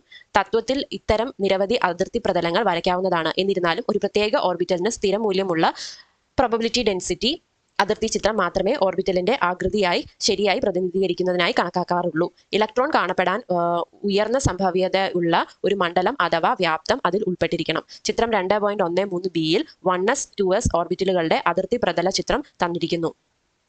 ഇപ്പോൾ ഉന്നയിച്ചേക്കാവുന്ന ഒരു ചോദ്യമുണ്ട്. ഇലക്ട്രോണിനെ കണ്ടെത്താനുള്ള സംഭവ്യത 100% ആയിരിക്കുന്ന ഒരു രേഖാചിത്രം വരയ്ക്കാൻ നമുക്ക് സാധിക്കുമോ? ഈ ചോദ്യത്തിനുള്ള ഉത്തരം ന്യൂക്ലിയസിൽ നിന്ന് ഏത് നിശ്ചിത അകലത്തിലും സംഭവ്യതാ സാന്ദ്രതയ്ക്ക് സൈ² എല്ലായ്പ്പോഴും ഒരു മൂല്യം അത് എത്ര ചെറുതായിരുന്നാലും ഉണ്ടായിരിക്കും. അതിനാൽ ഇലക്ട്രോണിനെ കണ്ടെത്തുന്നതിനുള്ള സംഭവ്യത 100% ആയ ഒരു സംഭാവ്യത സാന്ദ്രത ചിത്രം വരയ്ക്കാൻ സാധ്യമല്ല. ഒരു s ഓർബിറ്റലിന്റെ സംഭാവ്യത സാന്ദ്രതാ ചിത്രം യഥാർത്ഥത്തിൽ ന്യൂക്ലിയസിന് കേന്ദ്രമായുള്ള ഒരു ഗോളമാണ്. അത് ഓർത്താൽ മതി. അപ്പോൾ നിങ്ങൾക്ക് ഇപ്പോൾ ഓർത്തിരിക്കേണ്ട കാര്യം ഇതാ, എസ് ഓർബിറ്റലിന്റെ പ്രോബബിലിറ്റി ഡെൻസിറ്റി ഡയഗ്രാം എന്ന് പറയുന്നത് എന്തായിരിക്കും? ഒരു ഗോളമാണ്. ഗോളം എന്ന് പറഞ്ഞാൽ എന്താണ്? സ്ഫിയർ ആണ്, സ്ഫെറിക്കൽ ഷേപ്പിലാണ്. ദ്വിമാന തലത്തിൽ ഈ ഗോളം ഒരു വൃത്തം പോലെ തോന്നും. അതായത് 2 ഡയമെൻഷണൽ ആയിട്ട് നമ്മൾ ഇതിനെ എടുത്താൽ എന്താണ്? നമുക്കൊരു സർക്കിൾ ആയിട്ട് തോന്നും. ഇനി ഇത് ഉൾക്കൊള്ളുന്ന വ്യാപ്തത്തിൽ ഇലക്ട്രോണിനെ കണ്ടെത്തുന്നതിന്റെ സംഭാവ്യത ഏതാണ്ട് 90%. അതായത് ഈ ഒരു ഷേപ്പിനുള്ളിൽ 90% പ്രോബബിലിറ്റി അല്ലെ. പ്രോബബിലിറ്റി എന്ന് പറയുന്നത് നമ്മളെപ്പോഴും 100-ലാണല്ലോ പറയാം. 100% ബേസ് പറയുമ്പോഴത്തേക്കും 90% അതിനകത്ത് ഇലക്ട്രോണിനെ കാണാമെന്നാണ് പറയുന്നത്. അതുകൊണ്ട് 1s 2s എന്നീ ഓർബിറ്റലുകൾക്ക് ഗോളാകൃതിയാണെന്ന് നമുക്ക് കാണാൻ സാധിക്കും. യഥാർത്ഥത്തിൽ എല്ലാ s ഓർബിറ്റലുകളും ഗോളീയ സമമിതിയുള്ളവയാണ്. അതായത് ഒരു നിശ്ചിത അകലത്തിൽ ഇലക്ട്രോണിനെ കണ്ടുമുട്ടുന്നതിനുള്ള സംഭവ്യത എല്ലാ ദിശകളിലും തുല്യമാണ്. മാത്രമല്ല n കൂടുന്നതിനനുസരിച്ച് s ഓർബിറ്റലിന്റെ വലിപ്പവും കൂടുന്നു. അതായത് 4s > 3s > 2s > 1s ആണ്. ഓക്കെ, അതായത് എന്നിന്റെ വാല്യൂ കൂടുന്നതനുസരിച്ച് ആ ഒരു ഓർബിറ്റലിന്റെ വലിപ്പവും കൂടുന്നു. അപ്പൊ ആ s ഓർബിറ്റലാണ് നിങ്ങൾ ഇവിടെ കാണുന്നത്. എന്താണ്? ഗോളാകൃതിയിലുള്ളതാണ് s ഓർബിറ്റലിന്റെ ഷേപ്പ് എന്ന് പറയുന്നത്. ഓക്കെ അല്ലേ? അത് നിങ്ങൾ ഓർത്തിരിക്കുക, ഗോളാകൃതിയിലാണ് s ഓർബിറ്റലിന്റെ ഷേപ്പ്. ഇനി 3 2p ഓർബിറ്റലുകളുടെ L = 1 അതിർത്തി പ്രതല ചിത്രം നിങ്ങൾക്ക് 2.14 കാണിച്ചിരിക്കുന്നു. ഈ രേഖാചിത്രങ്ങളിൽ ന്യൂക്ലിയസ് കേന്ദ്ര സ്ഥാനത്താണ്. ഇവിടെ s ഓർബിറ്റലുകളിൽ നിന്ന് വ്യത്യസ്തമായി അതിർത്തി പ്രതല ചിത്രങ്ങൾ ഗോളീയമല്ല. പകരം ഓരോ p ഓർബിറ്റലിലും ലോബുകൾ എന്ന് വിളിക്കുന്ന 2 ഭാഗങ്ങൾ ഉൾക്കൊള്ളുന്നുണ്ട്. നിങ്ങൾക്ക് നോക്കാമല്ലോ, ഇതാണ് ലോബ്സ് എന്ന് പറയുന്നത് അല്ലെ. ലോബ്സ് എന്ന് പറയുന്ന 2 ഭാഗങ്ങൾ നിങ്ങൾക്ക് കാണാൻ പറ്റും. ഇനി അവ ന്യൂക്ലിയസിൽ കൂടി കടന്നു പോകുന്ന ഒരു തലത്തിന്റെ ഇരുവശങ്ങളിലുമായി സ്ഥിതി ചെയ്യുന്നു. 2 ലോബുകളും പരസ്പരം സ്പർശിക്കുന്നു. തലത്തിൽ സംഭാവ്യത സാന്ദ്രതാ ഫലനം 0 ആണ്. 3 ഓർബിറ്റലുകളുടെയും വലിപ്പം, ആകൃതിയും ഊർജവും ഒരേ തരത്തിലുള്ളവയാണ്. എന്നാൽ ലോബുകളുടെ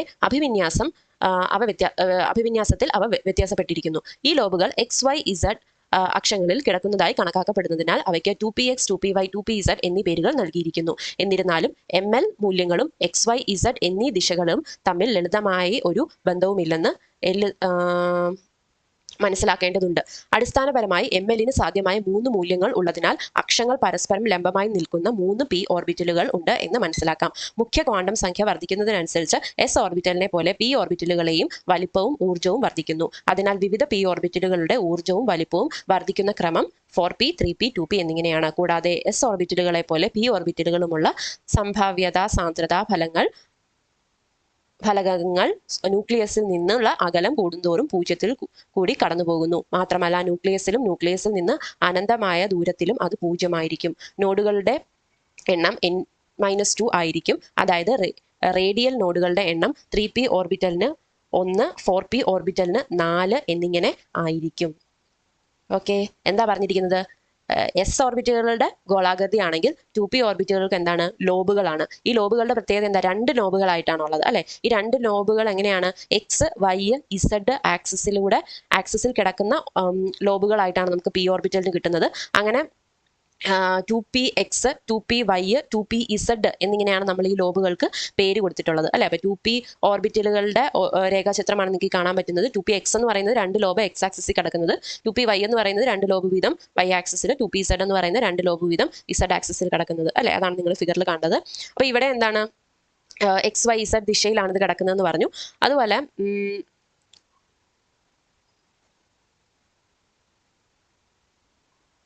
ഇവരുടെ ഊർജ്ജം എല്ലാം ഒരേപോലെയാണെന്ന് നമ്മൾ പറഞ്ഞു. അതുപോലെ നോഡുകളുടെ എണ്ണം അല്ലെ, ഊർജ്ജം ഒരേപോലെയാണ്. അതുപോലെ എന്നിന്റെ വാല്യൂ കൂടുന്നതനുസരിച്ച് ഊർജ്ജവും കൂടുന്നു എന്ന് പറഞ്ഞ കാര്യവും നമ്മൾ എസ്സിന് പറഞ്ഞ പോലെ തന്നെയായിരിക്കും. നോഡുകളുടെ എണ്ണം എത്രയാണ്? n-2 ആണ്. ഓക്കെ, നോഡുകളുടെ എണ്ണം n-2 ആണ്. മറ്റടുത്ത നോഡുകളുടെ എണ്ണം n-1 ആയിരുന്നു എസ്സിന്റെ കേസിൽ. ഇവിടെ n-2 ആണ്. അപ്പൊ 3p ഓർബിറ്റലിന്റെ നോഡ് എത്രയായിരിക്കും? 1. 4p ഓർബിറ്റലിന്റെ നോഡ് എത്രയായിരിക്കും? 2 അല്ലെ. നോഡുകൾ എന്താണെന്ന് മനസ്സിലായല്ലോ. പ്രോബബിലിറ്റി 0 ആകുന്ന പോയിന്റ്സിനെയാണ് നമ്മൾ എന്ത് വിളിക്കുന്നത്? നോഡുകൾ എന്ന് പറയുന്നത്. ഓക്കെ, സോ അടുത്തത് L=2 ആയാൽ ഓർബിറ്റൽ d ഓർബിറ്റൽ എന്ന് അറിയപ്പെടുന്നു. അത് നമുക്ക് ഓൾറെഡി അറിയാം അല്ലെ. കൂടാതെ ഇവിടെ മുഖ്യ ക്വാണ്ടം സംഖ്യ n ഏറ്റവും കുറഞ്ഞ മൂല്യം 3 ആയിരിക്കും. എന്തുകൊണ്ടെന്നാൽ Lന്റെ മൂല്യം n-1 കൂടാൻ പാടില്ല. L=2 ആയാൽ 5 ml മൂല്യങ്ങൾ ഉണ്ടായിരിക്കും. അതിനാൽ 5 d ഓർബിറ്റലുകളും ഉണ്ട്. ഇതെല്ലാം നമ്മൾ നേരത്തെ പറഞ്ഞത് തന്നെ അല്ലെ. അപ്പൊ d ഓർബിറ്റലുകളുടെ അതിർത്തി പ്രതല രേഖാചിത്രം നിങ്ങൾക്ക് 2.15 കാണാം. അപ്പൊ അതാണ് ഇതാണ്. നോക്കിക്കേ, 5 ഓർബിറ്റലുകളുണ്ട് അല്ലെ. dxy dxz dyz dx² - y² dz².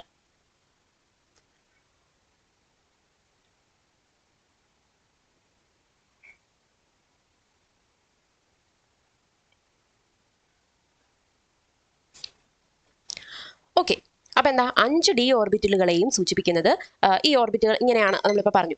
ആദ്യ 4 d ഓർബിറ്റലുകളുടെ ആകൃതികൾ സമാനമാണ്. 5ാമത്തെ d ഓർബിറ്റലായ dz² മറ്റുള്ളവയിൽ നിന്ന് വ്യത്യാസമാണ്. അപ്പൊ നിങ്ങൾക്ക് നോക്കാം ഷേപ്പ് അല്ലെ. ആദ്യത്തെ 4 ഒരേപോലെയൊക്കെ ഇരിക്കുന്ന ഷേപ്പ്. അടുത്ത് നോക്കിക്കേ, dz² മാത്രം ഷേപ്പിൽ കുറച്ച് എന്താണ് വ്യത്യാസമുണ്ട്. എന്നാൽ 5 d ഓർബിറ്റലുകളുടെയും ഊർജ്ജം എങ്ങനെയാണ്? തുല്യമാണ് അല്ലെ. d ഓർബിറ്റലുകളുടെ ഊർജ്ജം എന്താണ്? തുല്യമാണ്. സോ മുഖ്യ ക്വാണ്ടം സംഖ്യയുടെ മൂല്യം 3നേക്കാൾ കൂടുതലായ 4d 5d എക്സെട്ര ഓർബിറ്റലുകൾക്ക് 3d ഓർബിറ്റലിന് സമാനമായ ആകൃതിയാണെങ്കിലും ഊർജ്ജത്തിലും വലിപ്പത്തിലും വ്യത്യാസമുണ്ട്. ഇനി എന്താണ്? റേഡിയൽ നോഡുകൾക്ക് പുറമെ, അതായത് സംഭാവ്യതാ സാന്ദ്രതാ ഫലനം 0 np nd എന്നീ ഓർബിറ്റലുകളുടെ സംഭാവ്യതാ സാന്ദ്രതാ ഫലനങ്ങൾ ന്യൂക്ലിയസിൽ കൂടി കടന്നു പോകുന്ന തലങ്ങളിൽ 0 ഉദാഹരണത്തിന് p ഓർബിറ്റലിന്റെ കാര്യത്തിൽ xy തലം ഒരു നോഡൽ തലം ആണ്. അതായത് ഈ തലം എന്ന് പറയുന്നത് പ്ലെയിൻസ് ആണ്. പ്ലെയിൻസ്, നോഡൽ പ്ലെയിൻസ് നമ്മൾ നേരത്തെ പറഞ്ഞില്ലേ. അപ്പൊ അതുപോലെ തന്നെ ഈ പ്രോബബിലിറ്റി ഡെൻസിറ്റി പ്ലെയിൻസ് ഉണ്ട്. ഈ പ്രോബബിലിറ്റി ഡെൻസിറ്റി പ്ലെയിൻസിനെ കുറിച്ചിട്ടാണ് ഇവിടെ സംഭാവ്യതാ സാന്ദ്രതാ ഫലനങ്ങൾ എന്ന് നമ്മൾ പറഞ്ഞത്. അപ്പൊ ഓക്കെ, നമ്മൾ റേഡിയൽ നോട്ട്സ് പറഞ്ഞു അല്ലെ. എസ് ഓർബിറ്റലിന്റെ കേസ് പറഞ്ഞപ്പോൾ നമ്മൾ റേഡിയൽ നോട്ട്സ് പറഞ്ഞു. റേഡിയൽ നോട്ട്സ് എന്ന് പറഞ്ഞാൽ എന്താണ്? പ്രോബബിലിറ്റി ഡെൻസിറ്റി ഫംഗ്ഷൻ 0 ആകുന്ന പോയിന്റിനെയാണ് നമ്മൾ റേഡിയൽ നോഡ് എന്ന് പറഞ്ഞത്. ഇതേപോലെ തന്നെ np nd ഓർബിറ്റൽസ് ഉണ്ടല്ലോ. ഈ ഓർബിറ്റൽസിന്റെ പ്രോബബിലിറ്റി ഡെൻസിറ്റി ഫംഗ്ഷൻസ് 0 ആകും. എപ്പോഴാണ്? 0 at the planes that are passing through the nucleus അല്ലെ. ഒറിജിനിൽ കൂടെ ന്യൂക്ലിയസിൽ കൂടി പോകുന്ന തലങ്ങളിൽ എന്താണ്? അതിന്റെ ഇത് 0. അതിന്റെ പ്രോബബിലിറ്റി ഡെൻസിറ്റി 0 അല്ലെ. അപ്പൊ അതിനൊരു എക്സാമ്പിൾ ആണ് ഇവിടെ കൊടുത്തിരിക്കുന്നത്. ഉദാഹരണത്തിന് px ആണ് ഇവിടെ പറഞ്ഞിരിക്കുന്നത്. Sorry, P Z orbital. Okay, P Z ഓർബിറ്റലിന്റെ കാര്യത്തിൽ എക്സ് വൈ തലം ഒരു നോഡൽ തലം ആണ് അല്ലെ. എക്സ് വൈ പ്ലെയിൻ എന്ന് പറയുന്നത് ഒരു നോഡൽ പ്ലെയിൻ ആണ് in the case of P Z. അതുപോലെ ഡി എക്സ് വൈ ഓർബിറ്റലിന്റെ കാര്യത്തിൽ ന്യൂക്ലിയസിൽ കൂടി കടന്നു പോകുന്നതും അക്ഷം അടങ്ങുന്ന എക്സ് വൈ തലത്തിനെ രണ്ടായി ഛേദിക്കുന്നതുമായ രണ്ട് നോഡൽ തലങ്ങളുണ്ട്. ഇപ്പം എക്സ് വൈയുടെ കേസിൽ എന്താണ്, രണ്ട് നോഡൽ തലങ്ങളാണുള്ളത്. ഈ തലങ്ങളെ നമ്മൾ ശരിക്കും എന്താണ്, കോണീയ നോഡുകൾ അല്ലെങ്കിൽ ആംഗുലാർ നോഡ്സ് എന്നാണ് വിളിക്കുന്നത്. അപ്പം റേഡിയൽ നോഡ് കണ്ടു, പിന്നെന്താണ് പ്ലെയിൻ നോഡ് കണ്ടു, അതുപോലെ തന്നെ എന്താണ് നോഡൽ പ്ലെയിൻസ് കണ്ടു, ആംഗുലാർ നോഡുകൾ കണ്ടു അല്ലേ എന്ന് വിളിക്കുന്നു. സോ അവയുടെ എണ്ണം എല്ലിന് തുല്യമാണ്. അപ്പോൾ അതൊന്ന് ഓർത്ത് വെച്ചോണം. ആംഗുലാർ നോഡുകളുടെ എണ്ണം എല്ലിൻ്റെ വാല്യൂവിന് തുല്യമാണ്. അതായത് എക്സാമ്പിൾ പറയുകയാണെങ്കിൽ പി ഓർബിറ്റലുകളാണെങ്കിൽ ഒരു കോണീയ നോഡ്, ഡി ഓർബിറ്റലുകൾക്ക് രണ്ട് കോണീയ നോഡ് അല്ലേ. അറിയാലോ, പിയുടെ എൽ വാല്യൂ എത്രയാണ് 1, ഡിയുടെ എൽ വാല്യൂ എത്രയാണ് 2. അതുകൊണ്ടാണ് അവർക്ക് രണ്ട് ആംഗുലാർ നോഡ്സും പിക്ക് ഒരു ആംഗുലാർ നോഡും ആയത്. അപ്പോൾ ഇവിടെ പറയുന്നത് കൂടെ മാർക്ക് ചെയ്യാം. നോഡുകളുടെ ആകെ എണ്ണം n-1 ആണ്. ഇത് എൽ കോണീയ നോഡുകളുടെയും n-l-1 നോഡുകൾ റേഡിയൽ നോഡുകളുടെയും തുകയാണ്. ഓക്കെ അല്ലേ. അപ്പോൾ total number of nodes are n-1. That is എന്താണ്, എൽ ആംഗുലാർ നോഡ്സിൻ്റെയും n-l-1 റേഡിയൽ നോഡ്സിൻ്റെയും ആകെ തുകയാണ് ഈ n-1 എന്ന് പറയുന്നത്. അപ്പം നോഡുകളുടെ എണ്ണത്തെക്കുറിച്ചും ഒരു ഐഡിയ ആയി. ഓക്കെ അല്ലേ. അപ്പോൾ ഇത്രയായിരുന്നു നമ്മുടെ ക്വാണ്ടം നമ്പേഴ്സ്. ഇനി അടുത്തത് ഊർജം എന്ന് പറയുന്നൊരു പോർഷനൂടെ പറയുന്നുണ്ട് അല്ലേ. ഈ ന്യൂക്ലിയർ ഓർബിറ്റലുകളുടെ ഊർജം അത്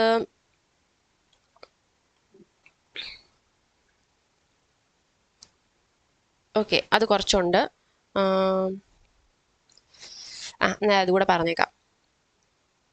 ഓക്കെ, ഓർബിറ്റലുകളുടെ ഊർജം. ഒരു ഹൈഡ്രജൻ ആറ്റത്തിലെ ഒരു ഇലക്ട്രോണിന്റെ ഊർജ്ജം മുഖ്യ ക്വാണ്ടം സംഖ്യയെ മാത്രം ആശ്രയിച്ചിരിക്കുന്നു. ഓർബിറ്റലുകളുടെ ഊർജ്ജം വർദ്ധിക്കുന്ന ക്രമമാണ് തുടർന്ന് നൽകിയിരിക്കുന്നത്. അതായത് മുഖ്യ ഓർബിറ്റൽ ക്വാണ്ടം സംഖ്യ എന്ന് പറഞ്ഞാൽ, മുഖ്യ ക്വാണ്ടം സംഖ്യ എന്ന് പറഞ്ഞാൽ n ആണ് അല്ലെ. എന്നിന്റെ വാല്യൂസിനെ അടിസ്ഥാനപ്പെട്ടിട്ടാണ് ഒരു ഹൈഡ്രജൻ ആറ്റത്തിന്റെ കാര്യമാണ് പറയുന്നത്. അവരുടെ ഓർബിറ്റലിന്റെ എനർജി ഇൻക്രീസ് ചെയ്യുന്ന ഓർഡർ ആണ് കൊടുത്തിരിക്കുന്നത് അല്ലെ. 1s ആണ് കുറവ്, പിന്നെ 2s 2p ഈക്വൽ ആണ്, 2p എന്ന് പറയുന്നത് 3sനെക്കാട്ടിലും കുറവാണ് എന്നിങ്ങനെ പോകുന്നു. ഇതിന്റെ ചിത്രീകരണം താഴെ 2.16 കൊടുത്തിരിക്കുന്നു. 2s 2p ഓർബിറ്റലുകൾക്ക് ആകൃതികൾ വ്യത്യസ്തമാണെങ്കിലും 2s ഓർബിറ്റലിനും 2p ഓർബിറ്റലിനും ഒരു ഇലക്ട്രോണിന് ഒരേ ഊർജ്ജമാണ് അല്ലെ. 2s ഇരുന്നാലും 2p ഇരുന്നാലും ഇലക്ട്രോണിന്റെ എനർജി എന്തായിരിക്കും, സെയിം ആയിരിക്കും.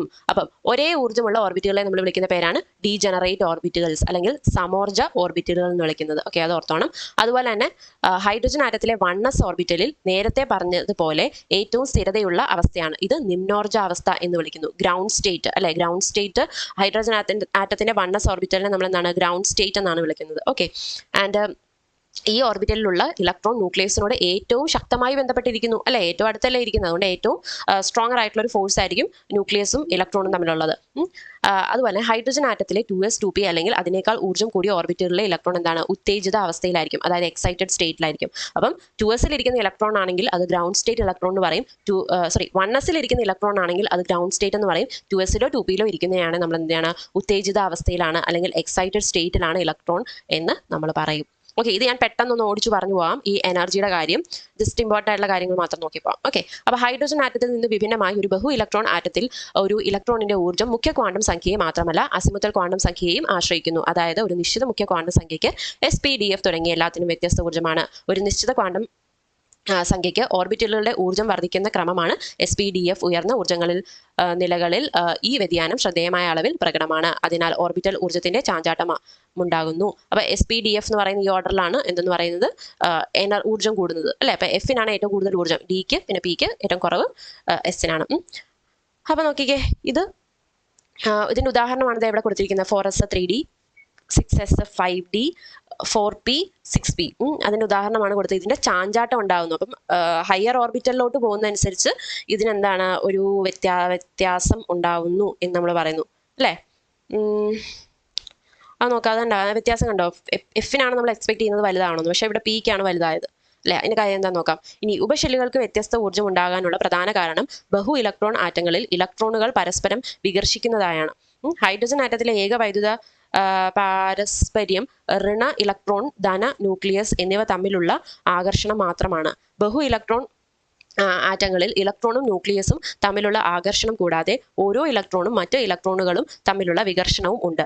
ഇങ്ങനെ ബഹു ഇലക്ട്രോൺ ആറ്റത്തിൽ ഒരു ഇലക്ട്രോണിന്റെ സ്ഥിരതയ്ക്ക് കാരണം മൊത്തത്തിലുള്ള ആകർഷണ പാരസ്പര്യം വികർഷണ പാരസ്പര്യത്തേക്കാൾ കൂടുതലാണെന്നാണ്. സാധാരണയായി ബാഹ്യ ഷെല്ലിലെ ഇലക്ട്രോണുകൾക്ക് ആന്തരിക ഷെല്ലിലെ ഇലക്ട്രോണുകളുമായുള്ള വികർഷണ പാരസ്പര്യം കൂടുതൽ പ്രാധാന്യം അർഹിക്കുന്നു. നേരെ മറിച്ച് ന്യൂക്ലിയസിനുള്ളിൽ പോസിറ്റീവ് ചാർജിന്റെ വർധനവിനനുസരിച്ച് ഒരു ഇലക്ട്രോണിന്റെ ആകർഷണ പാരസ്പര്യം കൂടുന്നു. ആന്തരിക ഷെല്ലുകളിലെ ഇലക്ട്രോണിന്റെ സാന്നിധ്യം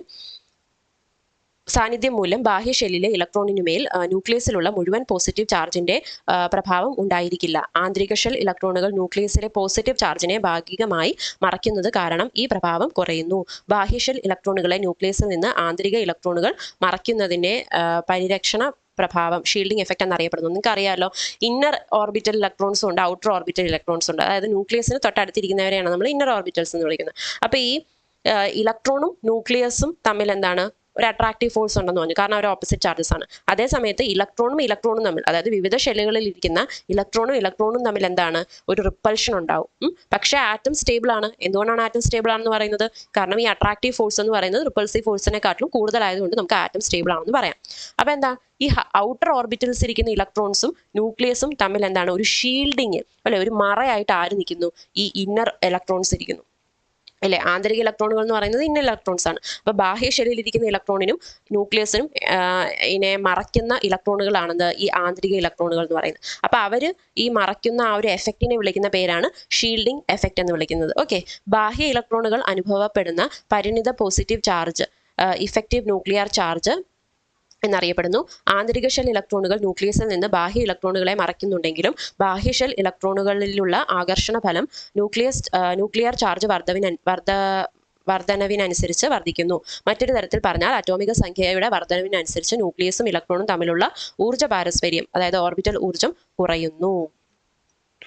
ഓക്കെ, സോ ആകർഷണവും വികർഷണവുമായ പാരസ്പര്യങ്ങൾ ഇലക്ട്രോണിൽ കാണപ്പെടുന്ന ഷെല്ലിനെയും ഓർബിറ്റലിന്റെ ആകൃതിയെയും ആശ്രയിച്ചിരിക്കുന്നു. ഉദാഹരണത്തിന് എല്ലാ ഓർബിറ്റലുകളും ഒരേ ഷെല്ലിലാണെങ്കിലും ഗോളാകൃതിയിലുള്ള എസ് ഓർബിറ്റലിലുള്ള ഇലക്ട്രോണുകൾ പി ഓർബിറ്റലിലുള്ള ഇലക്ട്രോണുകളെ അപേക്ഷിച്ച് കൂടുതൽ ഫലപ്രദമായി ബാഹ്യ ഇലക്ട്രോണുകളെ ന്യൂക്ലിയസിൽ നിന്ന് മറയ്ക്കുന്നു. അതുപോലെ പി ഓർബിറ്റലുകളിലുള്ള ഇലക്ട്രോണുകൾ ഡി ഓർബിറ്റലിലുള്ള ഇലക്ട്രോണുകളെ അപേക്ഷിച്ച് കൂടുതൽ ഫലപ്രദമായി ബാഹ്യ ഇലക്ട്രോണുകളെ ന്യൂക്ലിയസിൽ നിന്ന് മറയ്ക്കുന്നു. നിങ്ങൾക്ക് മനസ്സിലാവുമല്ലോ, ഇനി എക്സ്പ്ലെയിൻ ചെയ്യേണ്ട കാര്യമല്ലല്ലോ.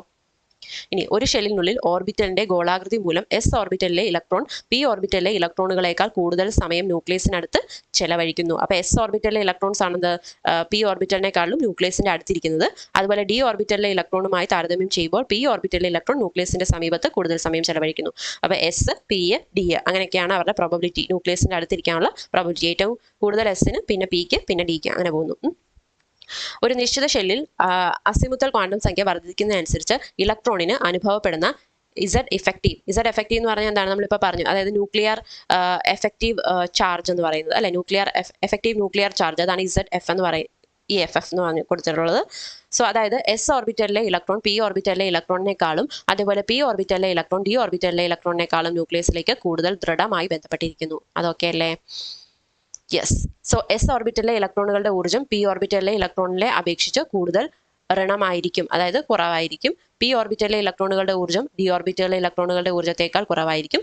ഈ രീതി തുടർന്നുകൊണ്ടിരിക്കുന്നു. വിവിധ ഓർബിറ്റുകളിലെ ഇലക്ട്രോണുകൾക്ക് ന്യൂക്ലിയസിൽ നിന്നും ന്റെ പരിധി വ്യത്യാസമായതുകൊണ്ട് ഒരു ഷെല്ലിലെ അഥവാ ഒരേ മുഖ്യ ക്വാണ്ടം സംഖ്യ ഊർജ്ജ നിരകളിൽ ഭിന്നിപ്പ് ഉണ്ടാകുന്നു. അതായത് മുമ്പ് പരാമർശിച്ചതുപോലെ ഒരു ഇലക്ട്രോണിന്റെ ഊർജ്ജം എന്നിന്റെയും എല്ലിന്റെയും മൂല്യങ്ങളെ ആശ്രയിച്ചിരിക്കുന്നു. ഗണിതപരമായി ഓർബിറ്റലുകളുടെ ഊർജ്ജത്തിന് എൻ, എൽ എന്നിവയുമായുള്ള ആശ്രിതത്വം വളരെ സങ്കീർണമാണ്.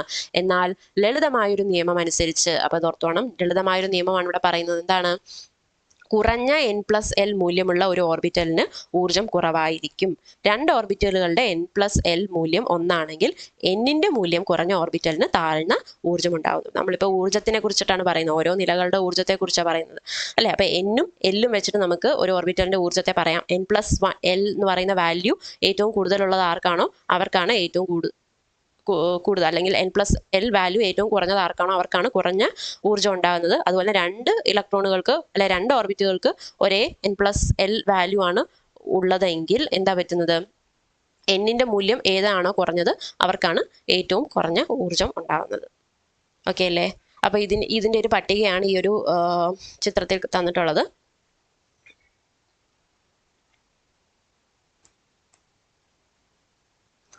നിങ്ങൾക്കൊന്ന് വായിച്ചു നോക്കാം. ഓക്കെ.